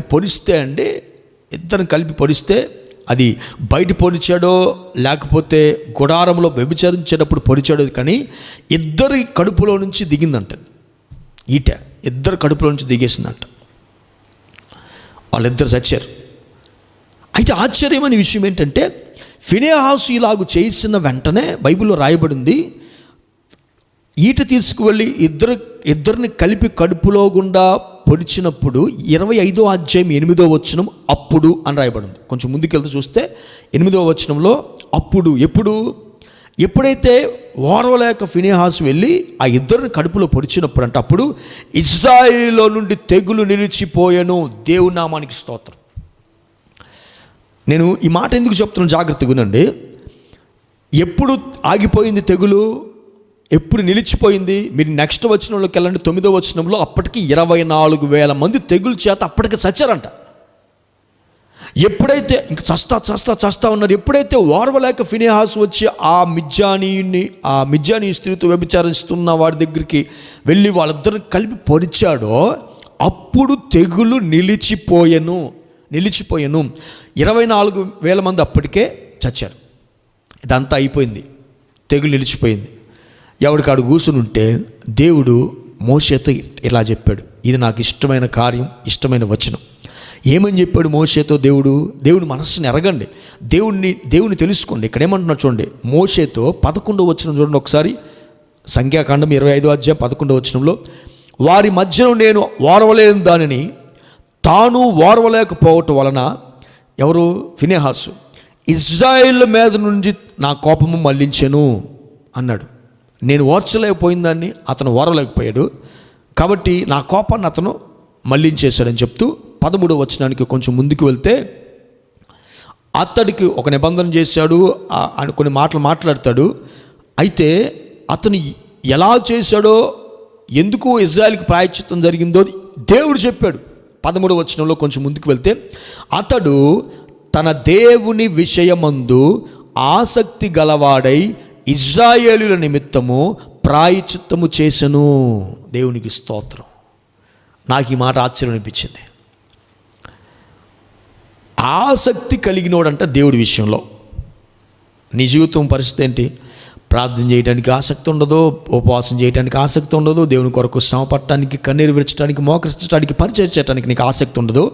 పిచ్చి పిచ్చి వెధ వేషాలు వేయడానికి ఆసక్తి ఉంటుంది, పిచ్చి పిచ్చి చూడటానికి ఆసక్తి ఉంటుంది, క్రైస్తవం చెప్పుకుంటూ దరిద్రమైన పనులు చేయడానికి ఆసక్తి ఉంటుంది. దేవుడు తెగుళ్ళు ఎందుకు ఆపేశాడో ఆ దేశంలో ఇజ్రాయెల్ మధ్య ఎందుకు తెగులు నిలిచిపోయిందంటే, ఫినెహాసు ఒక్కడండి, నేను చెప్పేది అదే. ఏలియా ఒక్కడే ఆసక్తి కలిగి ప్రార్థన చేశాడు, మనలాంటి స్వభావం కలిగిన వాడు. ఇక్కడ తన దేవుని విషయమై ఒక్క ఫినెహాసు ఆసక్తి కలిగిన వాడై ఇజ్రాయెల్ నిమిత్తం ప్రాయశ్చిత్తం చేశాడు. ఆసక్తిని కనపరిచి తాను ఓర్వలేని దాన్ని దేవుడు ఇతను కూడా ఓర్వలేకపోయి ప్రాయశ్చిత్తం చేశాడంట. అందుకని దేవుడు తెగులు నిలిపేశాడంట, లేకపోతే ఇజ్రాయెల్ మొత్తం పోయేవాళ్ళు. ఈరోజు ప్రశ్న ఏంటంటే, నీ ఆసక్తి కలిగిన ప్రార్థన మన దేశస్తుల యొక్క ప్రాయశ్చిత్తంగా చేయబడి తెగులు ఆగిపోవాలి. ఆమేన్. తెగులు అంటే ఏంటి? ఇంగ్లీష్లో వైరస్ ఇంగ్లీష్లో వైరస్ అని ఉంటుంది. తెగులు అంటే వైరస్. అంటే వైరస్ సోకి చచ్చిపోతున్న మనుషుల మధ్యలో ఒక వ్యక్తి ఆసక్తిని కనపరిచినప్పుడు తెగులు నిలిచేటట్లుగా చేశాడు. ఇప్పుడు అర్థమైందండి, ఆసక్తి కలిగిన ప్రార్థన ఎంత అద్భుతం చేస్తుందో. అతడు ఆసక్తి కలిగి ప్రార్థన గురించి ఏం చెప్పట్లేదు నేను, ఆసక్తి కలిగిన విషయమై దేవుని విషయంలో నీకు ఆసక్తి ఉండాలి. అతడు తన దేవుని విషయమై ఆసక్తి కలిగిన వాడే అని రాయబడింది. నీ జీవితంలో ఆసక్తి కలిగిన ప్రార్థన ఎక్కడ? ఆసక్తి కలిగిన చూపులు ఎక్కడ? ఆసక్తితో వింటావా? ఉసురుమంటూ వింటావు వాక్యాన్ని. ఆసక్తితో ప్రార్థన చేయగలుగుతున్నావా? ఆసక్తితో పరిచయం చేయగలుగుతున్నావా? ఎప్పుడు యవనస్తులు కానీ సావాసాల్లో అడుక్కోవాలి, అయ్యా రారా పరిచయం చేద్దాం రా, ఆడుతూ బతును అడుక్కోవాలా. సమస్య వచ్చినప్పుడు మాత్రం అది చేయలేదు ఇది చేయలేదు అని మాట్లాడుతూ ఉంటారు. నువ్వు దేవుని యందు ఆసక్తి ఎలా చూపించావు? దేవుని నీ కుటుంబంలో కాదండి, అసలు దేశంలోనే జరిగే కార్యాలకి నీ యొక్క ఆసక్తి సరిపోద్దట. దేవుడు గొప్ప అద్భుతం చేస్తాడు. ప్రాయశ్చిత్తం చేసాడంట. ప్రాయశ్చిత్తం కొరకు, దేశస్తుల దోషం యొక్క ప్రాయశ్చిత్తం కొరకు కానీ, తెగులు నిలిచిపోయినట్లుగా దేవుని కోపాన్ని మళ్లించడానికి ఒకటి ఆసక్తిని చూపించాలి. ఆసక్తి కలిగి ప్రార్థన చేయాలి, ఆసక్తి కలిగి పరిచయం చేయాలి. ఆసక్తి ఉండదు. సినిమాలకు పోయేవాళ్ళు ఎంతో ఆసక్తి చూపిస్తారండి. చెప్తాను, ఇంకా మీకు చాలా విషయాలు చెప్తాను. అయితే నేను ఇక్కడ ఒక మాట మీకు గుర్తు చేయాలని ఆశపడుతున్నా. ఏంటంటే, దేవుడు తెగులు ఎందుకు ఈ యొక్క ఇశ్రాయేలు మీదకి రప్పించాడు? వాళ్ళు దేవుని పిల్లలే కదా, ఎందుకు చచ్చిపోతున్నారు అంటే, అన్య దేవతల యొక్క అన్య సాంప్రదాయాలు, లేకపోతే ఒక మాట చెప్పాలంటే విగ్రహారాధనకు సంబంధించిన కార్యము వారి జీవితాల్లో ఉంది కాబట్టి దేవుడు ఓర్చుకోలేడట. నేను ఓర్వలేని దానిని ఫినెహాసు ఓర్వలేకపోయాడు. నా ప్రియమైన దేవుని బిడ్డ, చేతులు దండం పెట్టి చెప్తున్నా, దేవుడు ఓర్చుకోలేనిది ఒకటి ఉంది, అది విగ్రహారాధన. నువ్వు విగ్రహారాధన చేయలే అంటున్నావు, కానీ విగ్రహారాధన చేసే ప్రతి ఒక్క కార్యం నీ జీవితంలో ఉంది. నువ్వు కులాన్ని చూస్తున్నావంటే వృత్తిని బట్టి కులం వచ్చిందని నీకు తెలుసు. వృత్తి పోయినప్పుడు కులం సంక్రమైద్దని నీకు తెలుసు. నీ జీవితంలో క్రీస్తు నమ్ముకున్నాను, నేను సమస్తాన్ని వదిలిపెట్టుకున్నాను, నిజమైన దేవుడు నా దేవుడు క్రీస్తు అని చెప్పి నువ్వు నమ్ముకున్న నీ విషయంలో నువ్వెందుకు దాంట్లో కులంలోకి వెళ్తావు? తాలిబొట్టు కడతావు. తాలిబొట్టు కట్టే ప్రతి ఒక్కడు దేవుని యేసుక్రీస్తుని విశ్వసించినట్లు కాదు కదా. మెట్లు కానీ, తాలిబొట్టు కానీ, తోరణాలు కట్టడం కానీ, నలుగులు వేయటం కానీ, వాస్తులు చూడటం కానీ, షష్ఠపూర్తులు జరిపించుకోవటం కానీ, ఇంక ఇవన్నీ కూడా నేను మీకు ఈ మెసేజ్ నేను సిద్ధపాటు చేసుకొని కరెక్ట్గా ఉన్నాను. నేను మీకు చెప్తాను ఒకరోజు. ఇవన్నీ కూడా విగ్రహ ఆరాధనకు సంబంధించినవి. షష్ఠపూర్తి జరిపించుకున్న ప్రతి ఒక్కరు నేను గ్రహాలను నమ్ముతున్నాను, గ్రహాల వల్లనే నేను నా యొక్క బతుకు 20 సంవత్సరాలు నడిచింది అని పరోక్షంగా వాడు చెప్తున్నట్లు లెక్క. మన జీవితాల్లో దేవుడు ఏది వరవలేకపోతున్నాడంటే, నీ జీవితాల్లో ముహూర్తాలు చూస్తున్నావు, జాతకాలు చూస్తున్నావు, కులం చూస్తున్నావు, పెళ్ళిలో తాళి చూస్తున్నావు, ఇవన్నీ చేస్తూ నేను భక్తున్నా అంటే దేవుడు వద్దన్న విషయాలని మనం చేయకూడదు. మన దేవుడు మనకేం చెప్పాడో దాని ప్రకారంగా మనం నడిపించబడాలి. మన గ్రంథం మనకేం చెప్పిందో దాని ప్రకారంగా మనం నడిపించబడాలి. ఎంతమంది నాకు తెలియకుండా నవధాన్యాలు వస్తారు, నాకు తెలియకుండా వాస్తు చూస్తారు. నేను వెళ్ళేలోపు ఎవరో వచ్చి వెళ్తారు అక్కడికి. నేను గృహప్రవేశం చేసేలోపు ఎవరో వచ్చి వెళ్ళిపోతుంటారు. తెలియకుండా ముహూర్తాలు చూస్తారు, జాతకాలు చూస్తారు, మంచి రోజులు చూస్తారు. ఇవన్నీ నువ్వు బైబిల్లో ఇవన్నీ పాటిస్తున్నావు అంటే అర్థం ఏంటంటే నువ్వు గ్రహాలు నమ్ముతున్నావు, గ్రహాలు దేవుళ్ళని నమ్ముతున్నావు, శని నమ్ముతున్నావు, శుక్రుని నమ్ముతున్నావు, సూర్య చంద్రులు నమ్ముతున్నావు అర్థం. ఇవన్నీ కూడా నమ్ముతున్నావు అర్థం. దీన్ని విగ్రహారాధన కాదా? మనుషులందరూ ఒక్కటే అని చెప్పబోయి ఈరోజు కులాలు మన దేశంలో 3000 కులాలు ఉన్నాయండి. ఇవన్నీ కూడా సమాజము పుట్టించుకున్న కులాలు. ఇవన్నీ వాళ్ళ ప్రకారం బ్రహ్మ సృష్టించింది కూడా 4 కులాలే. పనులు ఎక్కువైపోయి, వస్తువులు ఎక్కువైపోయి, వాటిని తయారు చేసేవాళ్ళు కావాలి కాబట్టి, నేసేవాడు కావాలి, కుట్టేవాడు కావాలి కాబట్టి వాళ్ళు పక్కకి వెళ్ళిపోయి అవి ఆ పని చేసుకుంటూ వారికి కులాన్ని ఆపాదించుకున్నారు. ఈ రోజుల్లో సేవకులు సైతం షష్ఠపూర్తులు చేసుకుంటున్నారు, తాళి కట్టించుకుంటున్నారు, మెట్లు పెట్టుకుంటున్నారు. నీ జీవితంలో భక్తి లేదు. నా ప్రియమైన దేవుని బిడ్డ, మనం చేసే ప్రతి ఆచారము ఏమోలే, పెద్దలు నేర్పించారులే, దీనివల్ల ఏమైందిరా అనుకుంటాం. అది విగ్రహారాధనకి సంబంధించింది. విగ్రహాల దగ్గర వెళ్ళి వాళ్ళు భోజనం చేసినప్పుడు బైబిల్ చెప్పింది తెగులు వారి మీదకి వచ్చి. మనం ఎలాగూ చేసుకోవాలన్నదే ముఖ్యం. ఆచారాలు చేస్తే తెగులు రేగిద్ది బైబిల్ చెప్పింది. ప్రమాదం. వస్త్రాల్లో కానీ, శుభకార్యాల్లో కానీ, గృహాల్లో కానీ, పెళ్ళిళ్ళలో కానీ, ఆహార విషయంలో కానీ, మనము కార్యాలు చేసుకున్న రోజుల విషయంలో కానీ, మాసాల విషయంలో కానీ ఏది కూడా మనం పాటించకూడదని వాక్యం చెప్పింది. అలా ఏదైనా మనం పాటిస్తే మనం విగ్రహారాధన చేసినట్లే. కాబట్టి అలా చేసినప్పుడు తెగులు రేగిలిందంట. ఆసక్తి కలిగిన వ్యక్తి వాటిలోంచి బయటకు వస్తాడు. మీరు దేవుని విషయాల్లో ఆసక్తి ఉండండి, దేవుని విషయాల్లో ఆసక్తిగా ఉండమని చెప్పాడు. దేవుడు భరించలేడండి. అది రాయబడింది, నేను ఓర్వలేని దానిని అని చెప్పాడు. కాబట్టి అలా చేసుకోపోతే, ఇలా చేసుకోపోతే మా వాళ్ళు నిందిస్తారు, అవమానిస్తారు, సిగ్గు కలిగిద్ది అనుకున్నాం. క్రీస్తు యేసునందు సద్భక్తితో బతికే వారికి హింస వస్తుంది. దేవుని కోసం మాత్రం పడలేవా? నువ్వు అన్ని విషయాల్లోకి బాగానే వెళ్తావు. నా ఇష్టం, నా కుటుంబం, నేను చేస్తాను, ఎవడేమనుకుంటే నాకేందంటావు. ఇలాంటి సందర్భాలు వచ్చినప్పుడు, ఫంక్షన్లు వచ్చినప్పుడు, పెళ్ళిళ్ళు వచ్చినప్పుడు అప్పుడు నీకు అన్నీ కావాల్సి వస్తుంటాయి. వాళ్ళేమనుకుంటారు, వీళ్ళేమనుకుంటారని. కాస్త లోకం నుంచి వేరుపరచబడి క్రీస్తుకు అంటుకట్టబడిన మనం బ్రతుకుదుముగాక. ఆమేన్. 24,000 మంది చచ్చినా తెగులు ఆగలే. అక్కడ 24,000 మంది చచ్చినా తెగులు ఆగలేదు. జనులు ప్రత్యక్ష గుడారం దగ్గర మందిరంలో కూర్చొని, మందిర ద్వారం దగ్గర కూర్చొని, ప్రవక్త అయిన మోషే కూడా, నాయకుడైన మోషే, ప్రవక్తలు, సేవకులు, జనులందరూ కూర్చొని ఏడ్చినా కానీ తెగులు ఆగలేదు. అక్కడ ఒక్కడు ఆసక్తి చూపిస్తే ఆగిందంట. అది ఆసక్తిలో ఉన్న బలం. నా ప్రియమైన దేని బిడ్డ, చాలామందికి ప్రార్థన విషయంలో తప్ప మిగతా విషయాల్లో చాలామందికి ఆసక్తి ఉంటుంది. కావాలంటే మీరు గమనించండి, చాలా విషయాల్లో ఆసక్తి ఉంటుంది. మీరు అలాగ ఉండకుండా మన జీవితాల్లో ప్రభు విషయాల్లో ఆసక్తి చూపించదుము గాక. ఆమెన్ చేద్దామా? గట్టిగా చెప్పండి ఆమెన్. ప్రార్థన చేసుకొని కొన్ని విషయాలు మనము ఈ లోకం ఎలాంటివి, క్రైస్తవులు కూడా ఎలాంటివి వాటి విషయంలో ఆసక్తి చూపిస్తున్నారని నేను మీకు చెప్తాను. మన 4 సంఘాల కొరకు ప్రార్థన చేద్దాం. 4 సంఘాలు, సావాసంలో సేవకులు, సంఘాల్లో ఎన్నో అవసరతలు, అక్రతలో చాలామంది ఉంటారు. వ్యాధుల్లో బాధల్లో ఉంటారు, ఎంతోమందికి ఆర్థిక ఇబ్బందుల్లో ఉంటారు, ఎంతోమంది బయటకు తిరుగుతున్నారు. వారికి ఒక ప్రత్యేకమైన కాపుదల, కుటుంబాలు, చిన్నపిల్లలు ఉన్నారు, యవనస్తులు ఉన్నారు, రక్షణ లేని వారు ఉన్నారు, బాప్తిసం లేని వాళ్ళు ఉన్నారు, ఆత్మ లేని వారు ఉన్నారు. వారందరి కొరకు మన సావాసులు, ప్రత్యేకంగా మన సంఘ సావాసులు, అలాగే లైవ్లో ఉన్న సావాసాల్లో వాళ్ళ కుటుంబాల కొరకు కూడా ప్రేమగల తండ్రి, మహోన్నతుని ఘన శ్రేష్టమైన నామానికి వందనాలు తెలియజేస్తా ఉన్నాను. మీ ఉచితమైన కృప ఈ సమయంలో నీ వాక్కులు మాకు అందిస్తూ ఉంది. మా జీవితాల్లో కలిగి ఉన్న ప్రణాళికేమో మీరు మాతో మాట్లాడుతున్నారు తండ్రి. మా సంఘ సావాసాల్లో, ఈ జైలం సంఘాల్లో ఉన్న ప్రతి ఒక్క సంఘంలో ప్రతి ఒక్కరు కాపాడబడుదురుగాక. ప్రతి ఒక్కరికి ఓ మాత్రమైన శక్తి వారి చుట్టూ ఉండి కాపాడినట్లుగా సహాయం తెచ్చండి. కాపాడువాడు కునుకుడు నిద్రపోడు ఇజ్రాయిల్ అని వాక్యం చెప్పింది. విశ్వాస సంబంధులుగా మేము ఇజ్రాయిల్ సంతతిలో చేర్చబడ్డాం కాబట్టి నీవు మమ్మల్ని కాపాడండి. ఎంతమంది అయితే ఒకవేళ రోగంతో బాధపడుతున్నారో స్వస్థపరచండి. వారి జీవితాల్లో ఏది లోటు, ఏ అవస్థత కొరకు ప్రార్థన చేస్తున్నారో యేసునామములో స్వస్థత, ఆ అవస్థను తొలగించమని ప్రార్థిస్తూ ఉన్నాను. ఆ అవస్థని సంపూర్ణంగా నీ చేతుల మీద తీసుకోవడానికి దయచేయండి. క్రీస్తు యేసు మహిమైశ్వర్యంలో ప్రతి అవస్థత తీర్చుని వాక్యం చెప్పినట్లుగా వారి అవసరాలు తీర్చండి. మా సహవాసంలో ప్రతి ఒక్కరికి ఆర్థిక ఇబ్బంది తొలగించి వారు తినడానికి, ఉండటానికి, కట్టుకోవడానికి, తాగడానికి మంచి మంచి ఈవులు దయచేయండి ప్రార్థన చేస్తున్నాను. ఏమి తిందుమో, ఏమి తాగుదామో, ధరించుకుందామో చింతించుకోవడం అని వాక్యం చెప్పింది. మేము చింతించట్లేదు, మిమ్మల్ని అడుగుతున్నాం.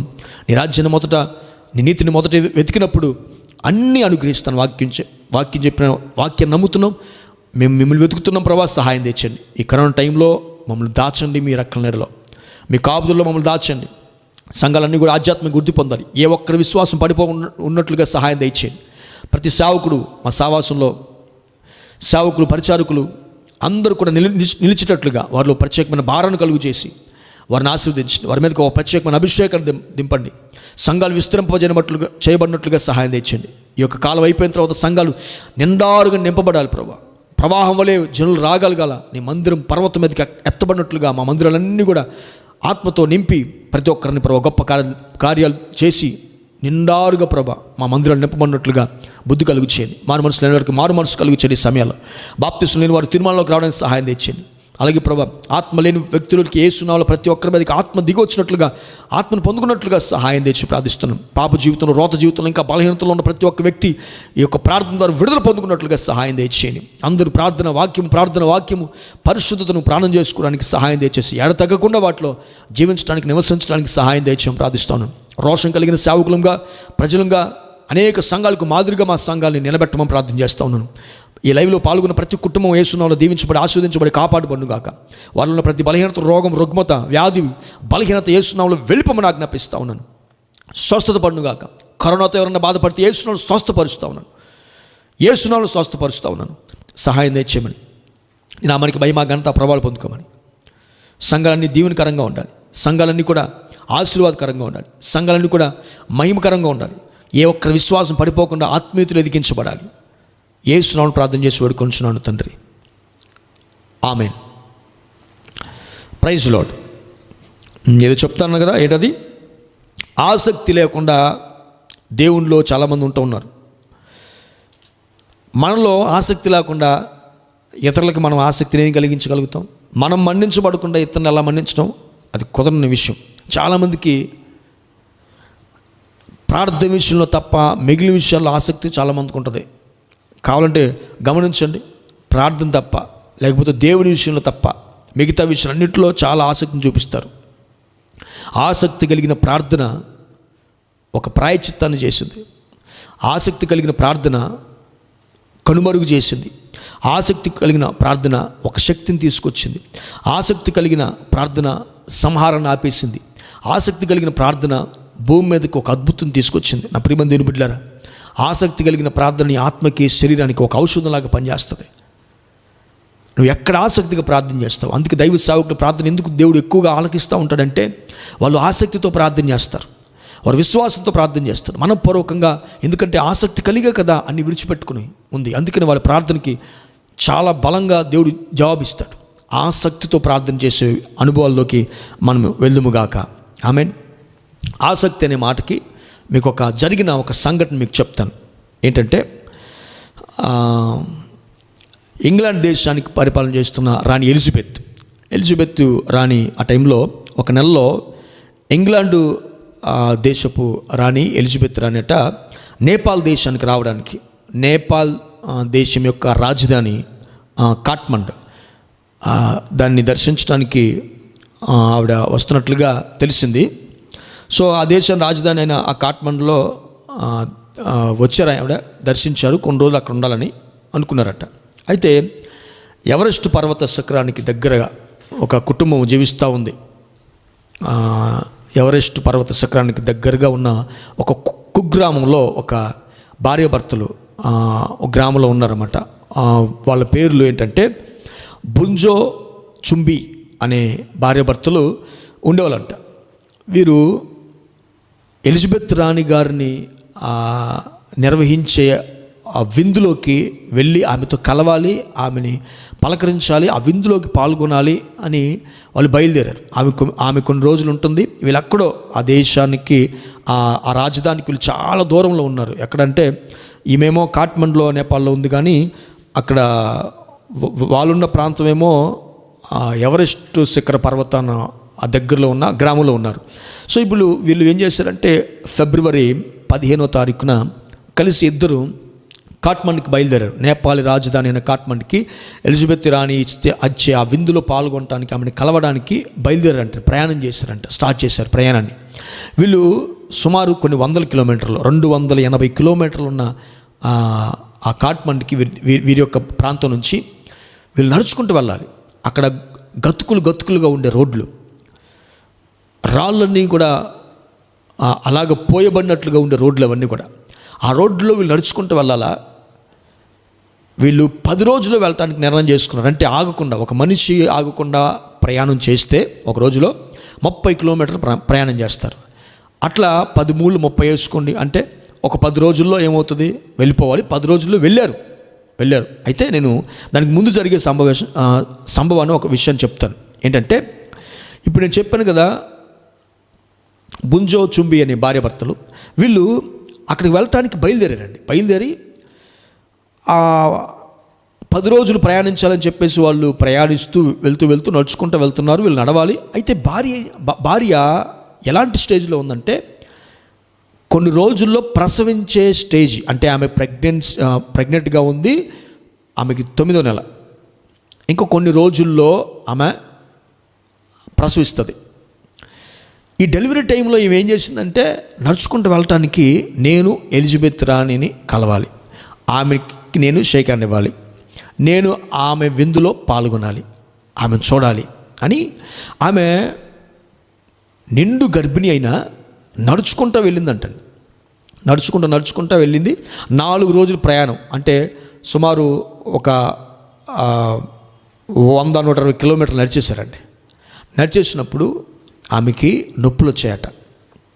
నొప్పులు వచ్చినప్పుడు అక్కడ హాస్పిటల్ కానీ మిగతావి ఏమి ఎవరు హెల్ప్ చేసేవారు లేరు. ఆమె ఏం చేసిందంటే, బాగా నొప్పులు వచ్చినప్పుడు నడవలేక ఆమె ఏం చేసిందంటే, దారి పక్కన కూర్చొని అలా బిడ్డను కందంటండి. దారి పక్కన కూర్చొని బిడ్డను కని తర్వాత గంట మాత్రమే రెస్ట్ తీసుకొని ఆమె మరలా బయలుదేరిందంట. ఈ విషయము నేను ఎలా చెప్తున్నానంటే, ఎంత అద్భుతం అంటే, అక్కడ నెక్స్ట్ రోజు న్యూస్ పేపర్లో రాశారంట, ఇలా ఆ ప్రభుత్వం వారు న్యూస్ పేపర్లు రాశారంట, ఆ స్త్రీకి నొప్పులు కలిగాయి, ఆమె ఒక బిడ్డకు జన్మనిచ్చి కూడా రోడ్డు పక్కన ఆమె కూర్చొని జన్మనిచ్చి 1 గంట మాత్రమే రెస్ట్ తీసుకొని ప్రయాణం కొనసాగించి, ఈ 10 రోజుల్లోనే వెళ్ళకపోతే ఆమె ఎలిజబెత్ రాణి దొరకదని, ఇంకా ఆ స్త్రీ గంట తర్వాత మరలా 6 రోజులు నడిచి భయంతో ఎన్నో అవరోధాలు దాటుకుంటూ వచ్చి హిమాలయాల్లో నుండి రాళ్ళమయమైన రోడ్లో నడుచుకుంటూ ప్రయాణం చేశారు. వాళ్ళు రాణ్ణి కలుసుకున్నారు, ఆమె చేతులు కలిపారు, ఈ విషయాన్ని చెప్పారట, ఆ విందులో పాల్గొన్నారట. దీన్ని రాణిని కలవాలి, ఆ రాణికి నేను కరచాలనం చేయాలి, సెకండ్ ఇవ్వాలా, ఆ రాణి విందులో పాల్గొనాలని ఆశ వీళ్ళల్లో ఆసక్తితో వీళ్ళు నడిపించిందని ఆ న్యూస్ పేపర్ రాసింది. కాఠ్మండులో ఇది ఒక అద్భుతం. వాళ్ళు రాశారు, ఇది ఎలా సాధ్యమండి అసలు? నడుచుకుంటా గతుకుల రోడ్లో మనం అసలు 3 నెలలు 4 నెలలు 5 నెలలు వస్తే 9 నెలలు వస్తే వాళ్ళని బెడ్ మీద నుంచి బయటకు దింపుతాం. అసలు అమ్మో ఒక్కిరి బిక్కిరి అయిపోతారు, ఎంత భయమో. అలాంటిది వాళ్ళిద్దరు నడుచుకుంటూ వెళ్ళి 4 రోజులు 120 కిలోమీటర్లు నడిచిన తర్వాత ఆమెకి నొప్పులు వస్తే అలాగా ఆమె త్రోవ పక్కన రోడ్డు పక్కన కూర్చొని పిల్లడిని కని తీసుకొని 1 గంట మాత్రమే రెస్ట్ తీసుకొని మళ్ళా రాళ్ళు నడుచుకుంటా వెళ్ళిన ఆ సందర్భము ఆశ్చర్యంగా అనిపించింది.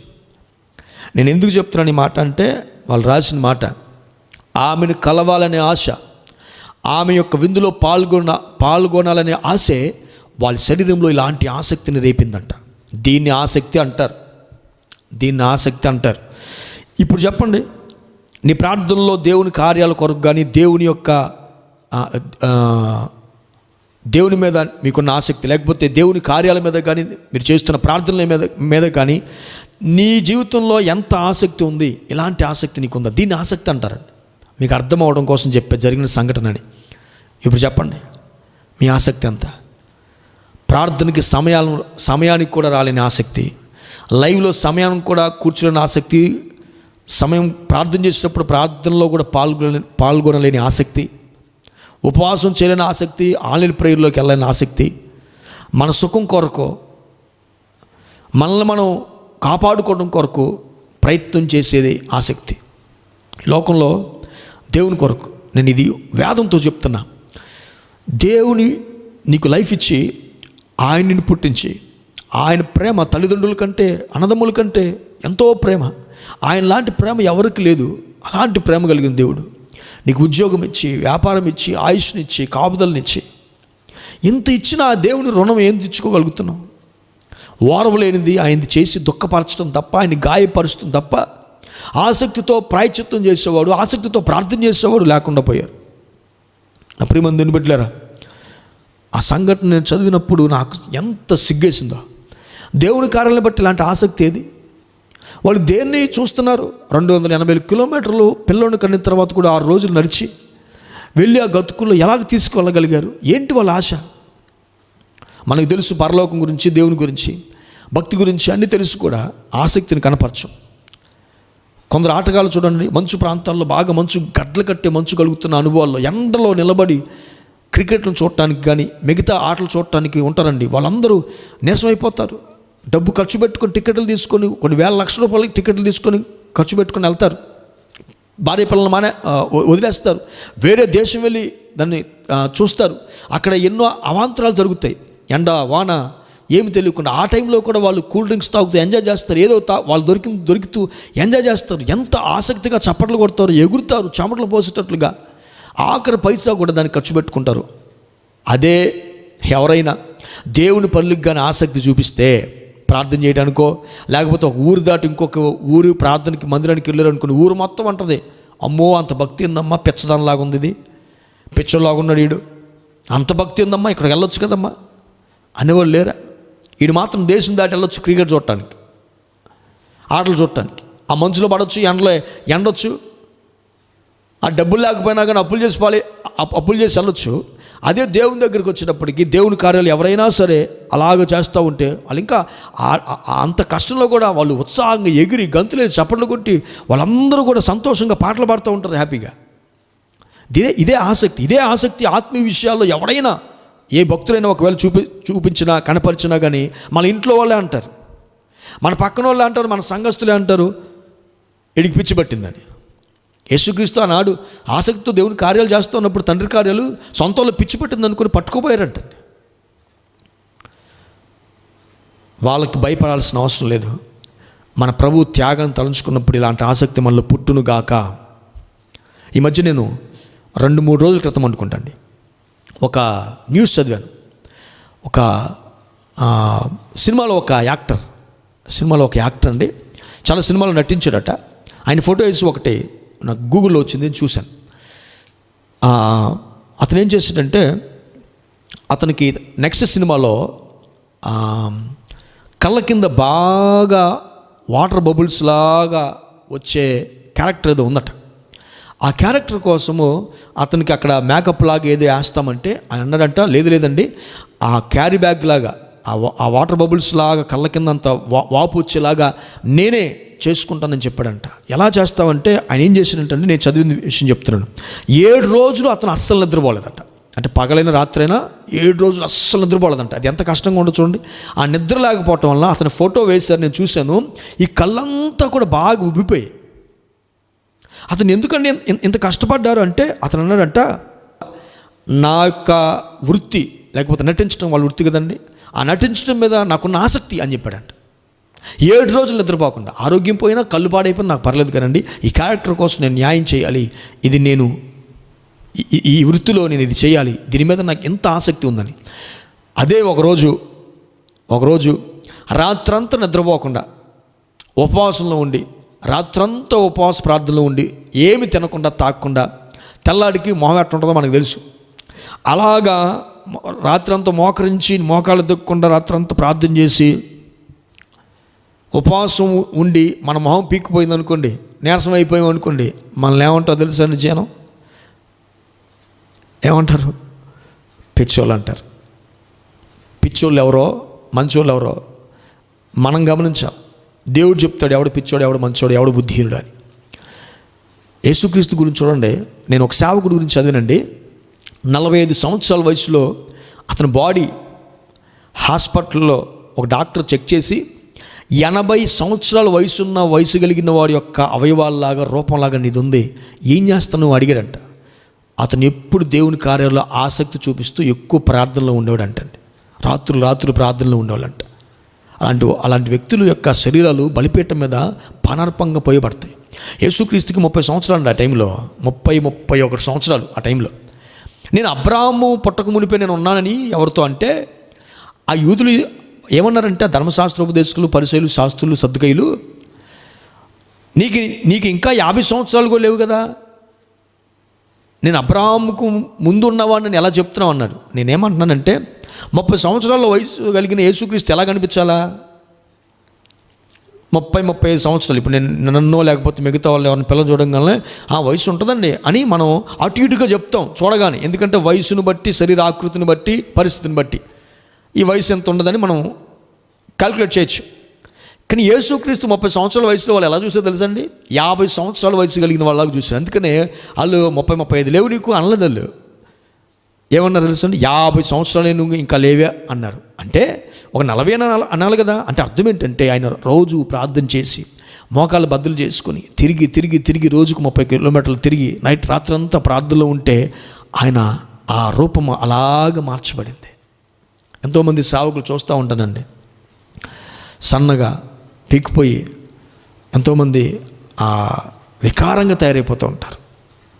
బాహ్య పురుషుడు రోజుకి క్షీణించిపోతున్నాడని పౌలు అంటాడు. పౌలు కూడా చాలా అసహ్యంగా ఉండేవాళ్ళని చాలామంది బైబిల్ పండితులు చెప్తారు.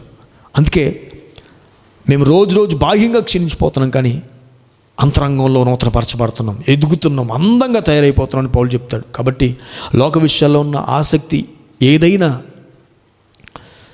నీ జీవితంలో ఉండకూడదు. లోక విషయాల్లో ఆసక్తితో లోక విషయాల కొరకు కొంతమంది ప్రార్థన చేసే వాళ్ళు ఉంటారు. ఎందుకు ప్రార్థన? ఆత్మీయ విషయాలు అంటే ఎందుకు అంత తక్కువైన ఆసక్తి మనకి?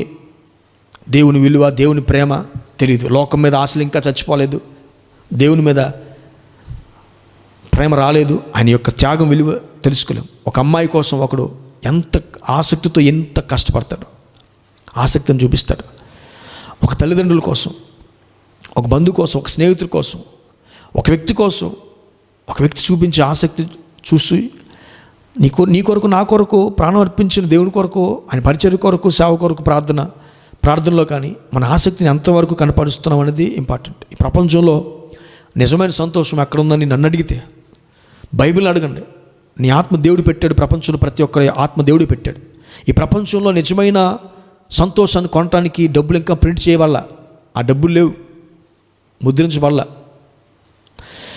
దేవుని పరిచర్య ఆసక్తిగా చేయటం, దేవుని సేవ ఆసక్తిగా చేయటం, దేవుని ప్రార్థన, దేవుని కొరకు దేవుని ఎదుట ప్రార్థన ఆసక్తిగా చేయటం, దేవుని కొరకు ఆసక్తిగా పని చేయటం, పాటలు పాడటము, ఖర్చు పెట్టుకోవటము, దాంట్లో ఉంటుంది నిజమైన సంతోషం, దాంట్లో ఉంటుంది.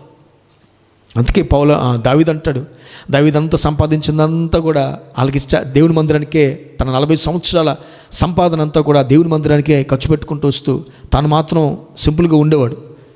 చాలామంది ఆయన అంటుండేవాళ్ళు అనుకుంటాను. అందుకే కీర్తన రాశాడు ఏమని, అరే మేము సంపాదించింది అది పండుతుంది, ఇది పండుతుంది, అనుభవిస్తున్నాం, ఇది ఇలా వచ్చింది, అది అలా వచ్చింది, నాకు ఎంత ఉంది అంత ఉంది, ధాన్యం ఎంత ధనం ఎంత అని చెప్పుకుంటా సంతోషపడిపోతున్న వాళ్ళు చూసినప్పుడు దావీదు ఒక కీర్తన రాస్తాడు. అంత సంతోషంలో వాళ్ళు, అంతే కదండి, ఉద్యోగం, ఇల్లు, డబ్బులు, ధనము, గొప్ప ధాన్యము, ఐశ్వర్యం ఉన్నప్పుడు వాళ్ళు ఎంత సంతోషంగా ఉంటారు లోకంలో. దావీదు అంటాడు, వారి ధన ధాన్యము విస్తరించిన దాని నాటి కంటే అధికమైన సంతోషము, వారి ధన ధాన్యము విస్తరించిన సంతోషం యొక్క ఆ రోజు కంటే, లేకపోతే వారి ధన ధాన్యము సంతోషించిన నాటి కంటే అధికమైన సంతోషము నీవు నా హృదయంలో పెట్టితివి అంటాడు. దేవునికి స్తోత్రం కదండి. చెప్పే కదా, సంతోషాన్ని, నిజమైన సంతోషాన్ని కొనడానికి ఈ లోకంలో ఏది లేదు. ఆసక్తితో దేవుని యందు ప్రార్థన, వాక్యము, ఆసక్తితో వినడము, పరిచర్య చేయటము, దీంట్లో ఉంది నిజమైన సంతోషం. అందుకే కీర్తనల గ్రంథంలో యేసుక్రీస్తు గురించి ప్రవచనం అది యోహాను సువార్తలో కూడా ఉంటుంది. ఏమనంటే కీర్తన 69వ అధ్యాయం 9వ వచనంలో, నీ ఇంటిని గూర్చిన ఆసక్తి నన్ను భక్షించుచున్నది. ఈ ఇల్లు ఒకటి మన దేహము, 2 దేవుని యొక్క ఆలయం, ఒకటి మందిరము బాహ్యంగా, 2వది ఇది దేవుని యొక్క ఆలయం. దీని గురించిన ఆసక్తి యేసుని భక్షించిందంట. ఆ మాట ఎక్కడ రాశారంటే, యేసుక్రీస్తు ఒకరోజు మందిరంలోకి వెళ్ళినప్పుడు అక్కడ కొనేవారిని, రోకలు అమ్మేవారిని, పావురాలను కొనేవాళ్ళని, అమ్మేవాళ్ళని, వాళ్ళందరినీ పారద్రోలి బలలు పడవేసి కొడ తీసుకొని తరిమి కొట్టి, మా మందిరం సమస్త జనులకు ప్రార్థన మందిరంగా ఉండాలి, మీరు దాన్ని దొంగల గుహగా చేశారని తన శరీరంలో ఒక ఆసక్తి వారిని పడేసింది కోపంతో. అందుకే దేవునికి వ్యతిరేకంగా ఎవరికైనా ఏదైనా జరిగినప్పుడు మామూలుగా కూర్చున్నాడంటే వాళ్ళ ఆసక్తి లేదని అర్థం. రోషంతో, తీవ్రతతో తట్టుకోలేకపోయాడు. ఎఫెసు పట్టణంలో విగ్రహాలతో నింపబడి ఉండటం చూసి పౌలు యొక్క ఆత్మ పరితాపం, ఇంకొక భాషలో ఆయనకు కోపం వచ్చిందంట. ఆయన ఆత్మ పరితాపం ఉందంట, ఆ ఆత్మ రేపిందంట అతను. అందుకే వెళ్ళిపోతాడు ఆసక్తితో. నా ప్రియమైన దేవుని బిడ్డలారా, దేవుని యొక్క పరిచర్య గురించి ఆసక్తి నేను భక్షిస్తుందా? ఈ జనం ఎంతమంది వెళ్ళిపోతుంటే దేవుని మందిరాల్లో దేవుని యొక్క సేవకుల యొక్క దాని గురించిన ఆసక్తి నిన్ను భక్షిస్తుందా? ఆసక్తి ఉందా? నీ శరీరం అనే మందిరం గురించి, బాహ్య శరీరంగా దేవుని మందిరాల గురించి ఆసక్తి నిన్ను భక్షించి లోపల ఉన్న దొంగల గుహగా మార్చిన ఆ అనుభవాలు అన్ని పారదోలబడినట్లుగా ప్రార్థనా శక్తి నీ మీదకి వచ్చునుగాక. దొంగల గుహగా చేయబడిన అనుభవాలు మారిపోవాలండి. కొండం అమ్మటం, విగ్రహారం దేవునికి సంబంధించింది. ప్రార్థన, సమస్త జనులకు ప్రార్థనే చేయాలి. నా దేహంలో ప్రార్థన నిరంతరం జరగాలి ఆసక్తితో. నా దేవుని మందిరంలో దేవుని కార్యాలు ఆసక్తితో జరగాలనే ఆ అనుభవము జరగకపోవడం చూసి ఏదో చీటిపాటలు వేసుకుంటూ గంతులు వేస్తూ కొంటూ అమ్ముతూ ఉంటే ఆ ఆసక్తి ఉండటం వల్ల యేసయ్యలో అది అతన్ని భక్షించిందంట. అపవిత్రత ఏందో ఆసక్తి ఉండగలిగిన వాడు, మోసం నరహత్య మీద ఆసక్తి కలిగిన వాడేమో బరబ్బని హంతకునిగా మారిస్తే, పరిశుద్ధత ఏందో ఆసక్తి కలిగి ఉన్న పౌలుని దేవుడు హతసాక్షిగా మార్చాడు. అపవిత్రతల మీద ఆసక్తి ఉన్నవాడేమో హంతకుడు అయ్యాడు. పవిత్రత మీద ఆసక్తి కలిగిన వాడేమో హతసాక్షి అయిపోయాడు. నా ప్రియమైన దేవుని బిడ్డలారా, మనము దేవుని యొక్క మనస్సు కలిగి ఆయన ఎట్టివాడు మనం అట్టివారే ఉండాలని వాక్యం చెప్పింది. ప్రభు తన విషయమై ఒక చోట చెప్తాడండి, అలాగే మన విషయం మనం కూడా ప్రభు వల్లే చెప్పుదాం గాక. ఆ మాట చెప్పి నేను ప్రార్థనలోకి వెళ్తా. చివరిగా యెషయా గ్రంథము 59వ అధ్యాయం 18వ వచనం. యెషయా 59:18. కొంచెం ముందుకెళ్తే, ఆసక్తిని పై వస్త్రముగా ధరించుకున్నాడంట దేవుడు. చాలా చోట్ల రాస్తాడు, నా ఆసక్తిని రేపుకున్నాను, నేను ఆసక్తి కలిగేలా చేస్తున్నాను. ఎన్నో సుమారు ఒక 50 సార్లైనా ఆ మాట దేవుడు మాట్లాడాడు. ఆసక్తితో నేను ఇలాగ చేస్తాను, ఆసక్తి కలిగిన వ్యక్తులను తీసుకురా, అట్లా ఉంటుందన్నమాట. కాబట్టి నా ప్రియమైన దేవుని బిడ్డ, ఆసక్తితో దేవుడు చెప్పాడు పై వస్త్రంగా ధరించుకున్నా అన్నాడు. అంటే దేవుని పనులు కానీ ప్రార్థన కానీ ఆయన ఎప్పుడైనా కానీ ఒక వస్త్రంలాగా ఆయనకు ఉంటుందంట. నీ జీవితంలో కూడా దేవుడు చెప్పినట్లుగా మనం కూడా ఆసక్తిని పైన వస్త్రంగా ధరించుకుందాం. అలాంటి వారిని దేవుడు ఆ ప్రార్థన ఆలకించబడుతుంది.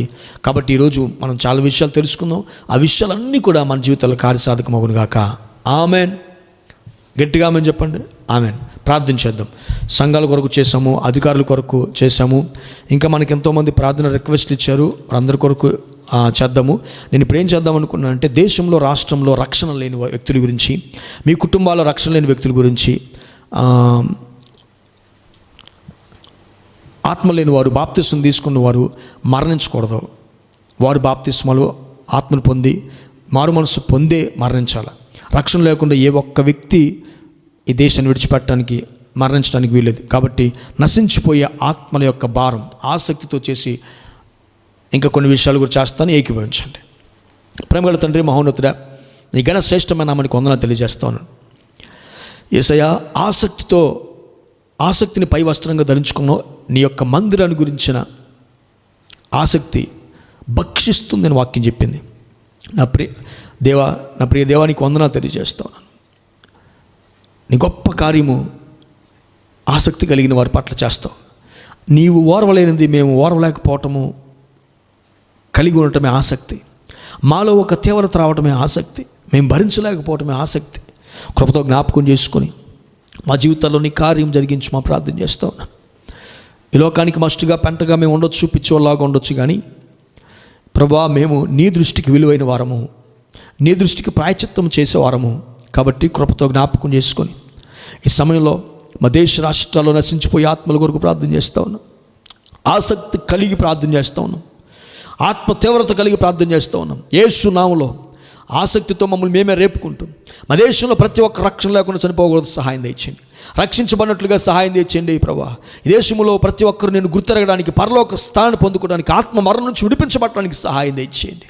మా బంధువుల్లో, కుటుంబాల్లో రక్షణ లేని వ్యక్తులు, ఆత్మ లేని వ్యక్తులు, బాప్తిసం లేని వ్యక్తులు యేసునామములో మా సంఘాల్లో కూడా వారందరూ కూడా మారు మనసు, బాప్తిసం, ఆత్మాభిషేకం పొందుకుందురు గాక సహాయం తెచ్చేయండి. ఈ ప్రార్థనలోకి పోయించిన బిడ్డలకు కూడా ఏదైనా లోపాలుంటే క్షమించి వారి జీవితాల్లో ఆత్మ లేని వారికి ఆత్మ దయచేయండి. నీ యందు తీవ్రత కలిగి ఉన్నట్లుగా సహాయం తెచ్చేయండి. నీ యందు ఆసక్తి కలిగిన వారిగా ఉండడానికి సహాయం తెచ్చేయండి. నిన్ను ప్రేమించగలిగితే మేము ఖచ్చితంగా అలాగ చేయగలుగుతాం. ఒకరికి ఆట అంటే ఇష్టం కాబట్టి అలాగా ఆసక్తిని చూపించగలిగాడు. ఎలిజబెత్ రాణిని కలుసుకోవడం వాళ్ళకి ఆశ కాబట్టి వాళ్ళ ఆశ యొక్క పరిణామం ఎంత ఆసక్తిని రేపిందో. దేవా, మా జీవితాల్లో కూడా నీ మీద ఉన్న ఆశ, మా ఆశ నీవని పాడుకుంటున్నాం. మా నిరీక్షణ నీవని, మరణాన్ని దాటించే బంధం నీదని, మరణం తర్వాత శాశ్వత కాలం నీతో అని తెలిసిన ఆసక్తి లేకుండా పోతుంది. సాతాను మోసం నుంచి విడిపించండి మమ్మల్ని. ఈ లోకపు భ్రష్టత్వం నుంచి విడిపించండి. ఈ లోకపు మెరుగుల నుంచి, ఈ లోకపు ఆశల నుంచి విడిపించండి యేసునామములో. ఈ ఆసక్తి అనే వస్త్రాన్ని మేము ధరించుకోవడానికి సహాయం తెచ్చింది. ఆసక్తి కలిగిన ప్రార్థన ఏలే జీవితంలో ఎంత గొప్ప కార్యం జరిగించిందో. ఫినెహాసు జీవితంలో ఒక్క నిలబడ్డ ఆసక్తితో మేము అలాగ చేయడానికి సహాయం తెచ్చండి. అలాగే విశ్వాసంతో, ఆసక్తితో, తీవ్రత కలిగి పట్టు విడవకుండా ఆసక్తితో ప్రార్థన చేస్తూ కృప మాకు దయచేయమని ప్రార్థిస్తూ ఉన్నాను. దేవా, మా రాష్ట్రంలో అంతా కూడా మారాలి, పరిస్థితులు మారాలి, సహాయం తెచ్చండి. మరొక సేవకుడికి కరోనా రాకూడదు, మరొక సంఘంలో ఉన్న వ్యక్తులు కరోనా రాకూడదు. ప్రత్యేకంగా మా యొక్క సంఘాలను కాపాడని స్తోత్రం మరొకసారి ప్రార్థన చేస్తూ ఉన్నాను. అయ్యా, ఈ లోకంలో పాపం నుంచి విడిపించండి, భారం కలుగు చేయండి. స్తోత్రం. సంఘాలు విస్తరించబడాలి. ఈ కరోనా తర్వాత ఈ దాక్కున్న అనుభవాన్ని బట్టి ప్రభా, మెరుగుపెట్టే అనుభవంలోకి, దాచబడే అనుభవంలోకి వెళ్ళడానికి సహాయం తెచ్చింది. ఈ దాచబడిన అనుభవం మెరుగుపెట్టడానికి, అంబుల పదులు మెరుగుపెట్టబడినట్లుగా కత్తివలె ఉండడానికి, తర్వాత గొప్ప కార్యాలు మా ద్వారా చేయబట్టడానికి సహాయం తెచ్చింది. మా సహాయ శక్తులు మేము ప్రయత్నం చేయడానికి కృపదైత్యం ప్రార్థన చేస్తూ ఉన్నాను. ఈ సమయంలో మాకు తెలిసిన వారికి స్వార్థ ప్రకటించడానికి సహాయం తెచ్చింది. వైద్యులు కాక నిన్నే ఆశ్రయించడానికి కృపదైత్యం ప్రార్థన చేస్తూ ఉన్నాను. కృపదయిచేయండి. వైద్యులు కాక నిన్నే ఆశ్రయించడానికి కృపదయిచేయండి. స్తోత్రం, స్తోత్రం, స్తోత్రం, స్తోత్రం.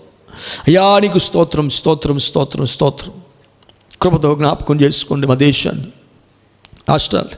ఆత్మ లేని, పరిశుద్ధాత్మ లేని సంఘాల కొరకు ప్రార్థన చేస్తున్నాను. పరిశుద్ధాత్మతో నింపబడినట్లుగా సహాయం తెచ్చి నీ బిడ్డలు ఈ సమయంలో ఏది అడుగుతున్నారో అది నీ చిత్తమైతే విడుదల చేస్తా ఉన్నాను. సేవకునిగా సహాయం దయచేయండి.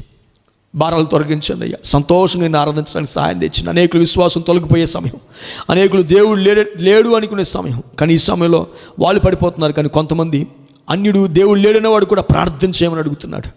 నీ కార్యాలు గొప్పవి. సహాయం దయచేసి మమ్మల్ని అందరినీ నిర్ణయించబడిన వారిలో గుంపులో ఉంచండి. ఏర్పాటులో నొందిన వారి గుంపులో మమ్మల్ని ఉంచండి. మమ్మల్ని విడిచిపెట్టొద్దయ్యా. స్తోత్రం స్తోత్రం స్తోత్రం. మీరు ఆఖరి కొరకు సిద్ధపరచండి. ఇలా పాల్గొంటున్న వారిని, లైవ్లో పాల్గొన్న వారిని కాకుండా నెక్స్ట్ ఎంతమంది వాక్యం వింటున్నారు వారందరూ కూడా ఈ వాక్యము కార్యసాధకం అవడానికి సహాయం దయచేయమని ఎన్నిక లేని నాకు ఇచ్చిన కృపను బట్టి వందనాలు తెలియజేస్తూ ఈ రాత్రి కళ్ళ దర్శనాల ద్వారా మీరు మాతో మాట్లాడండి. మరలా ఆదివారం కలుసుకున్నంత వరకు మమ్మల్ని సజీవులుగా ఉంచండి. స్తోత్రం. కుటుంబాల చుట్టూ కంచి వేయండి ప్రభా.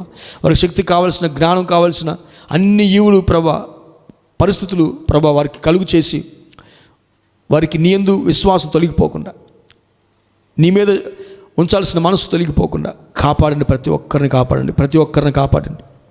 ఆశీర్వదించమని ప్రార్థిస్తూ ఉన్నాను.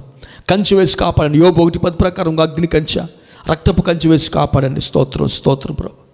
సహాయం దయచేయండి. సహాయం దయచేయండి. ఎవరే సొంత సమూహం నాశనం చేస్తున్నందుకు వందనాలు తెలియజేస్తూ ఉన్నాను.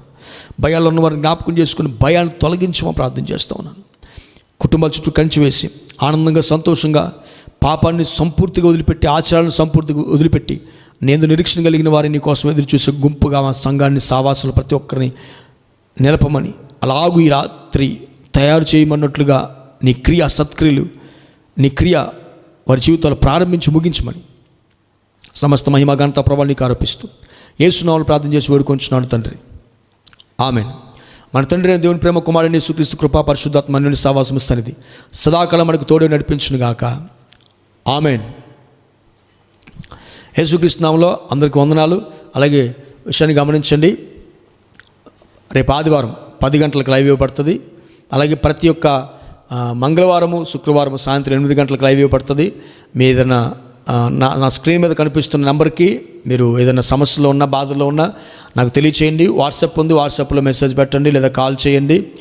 మీ అందరి కొరకు మేము ప్రార్థన చేస్తూ ఉన్నాము. మా కొరకు మీరు ప్రార్థన చేయండి. అందరి కొరకు ప్రార్థన చేయండి. ఇది వేరే విషయాలు చూసుకోవడానికి, ఆలోచించుకోవడానికి సమయం కాదు. ఇది ప్రార్థించే కాలం కాబట్టి ప్రార్థన చేసి మీరు తప్పించబడాలి, దాచిపెట్టబడాలి. కాబట్టి ఈ విషయాన్ని గమనిస్తూ ఈ హెచ్చరికలన్నీ కూడా గమనించండి. మీరు వింటున్నట్లు, చూస్తున్నట్లు నాకు తెలియచేయండి. మీరు చూస్తున్నట్లుగా కామెంట్లు పెట్టండి. ప్రార్థన ఏకీభవిస్తున్నట్లుగా ఒక కామెంట్లు పెట్టండి.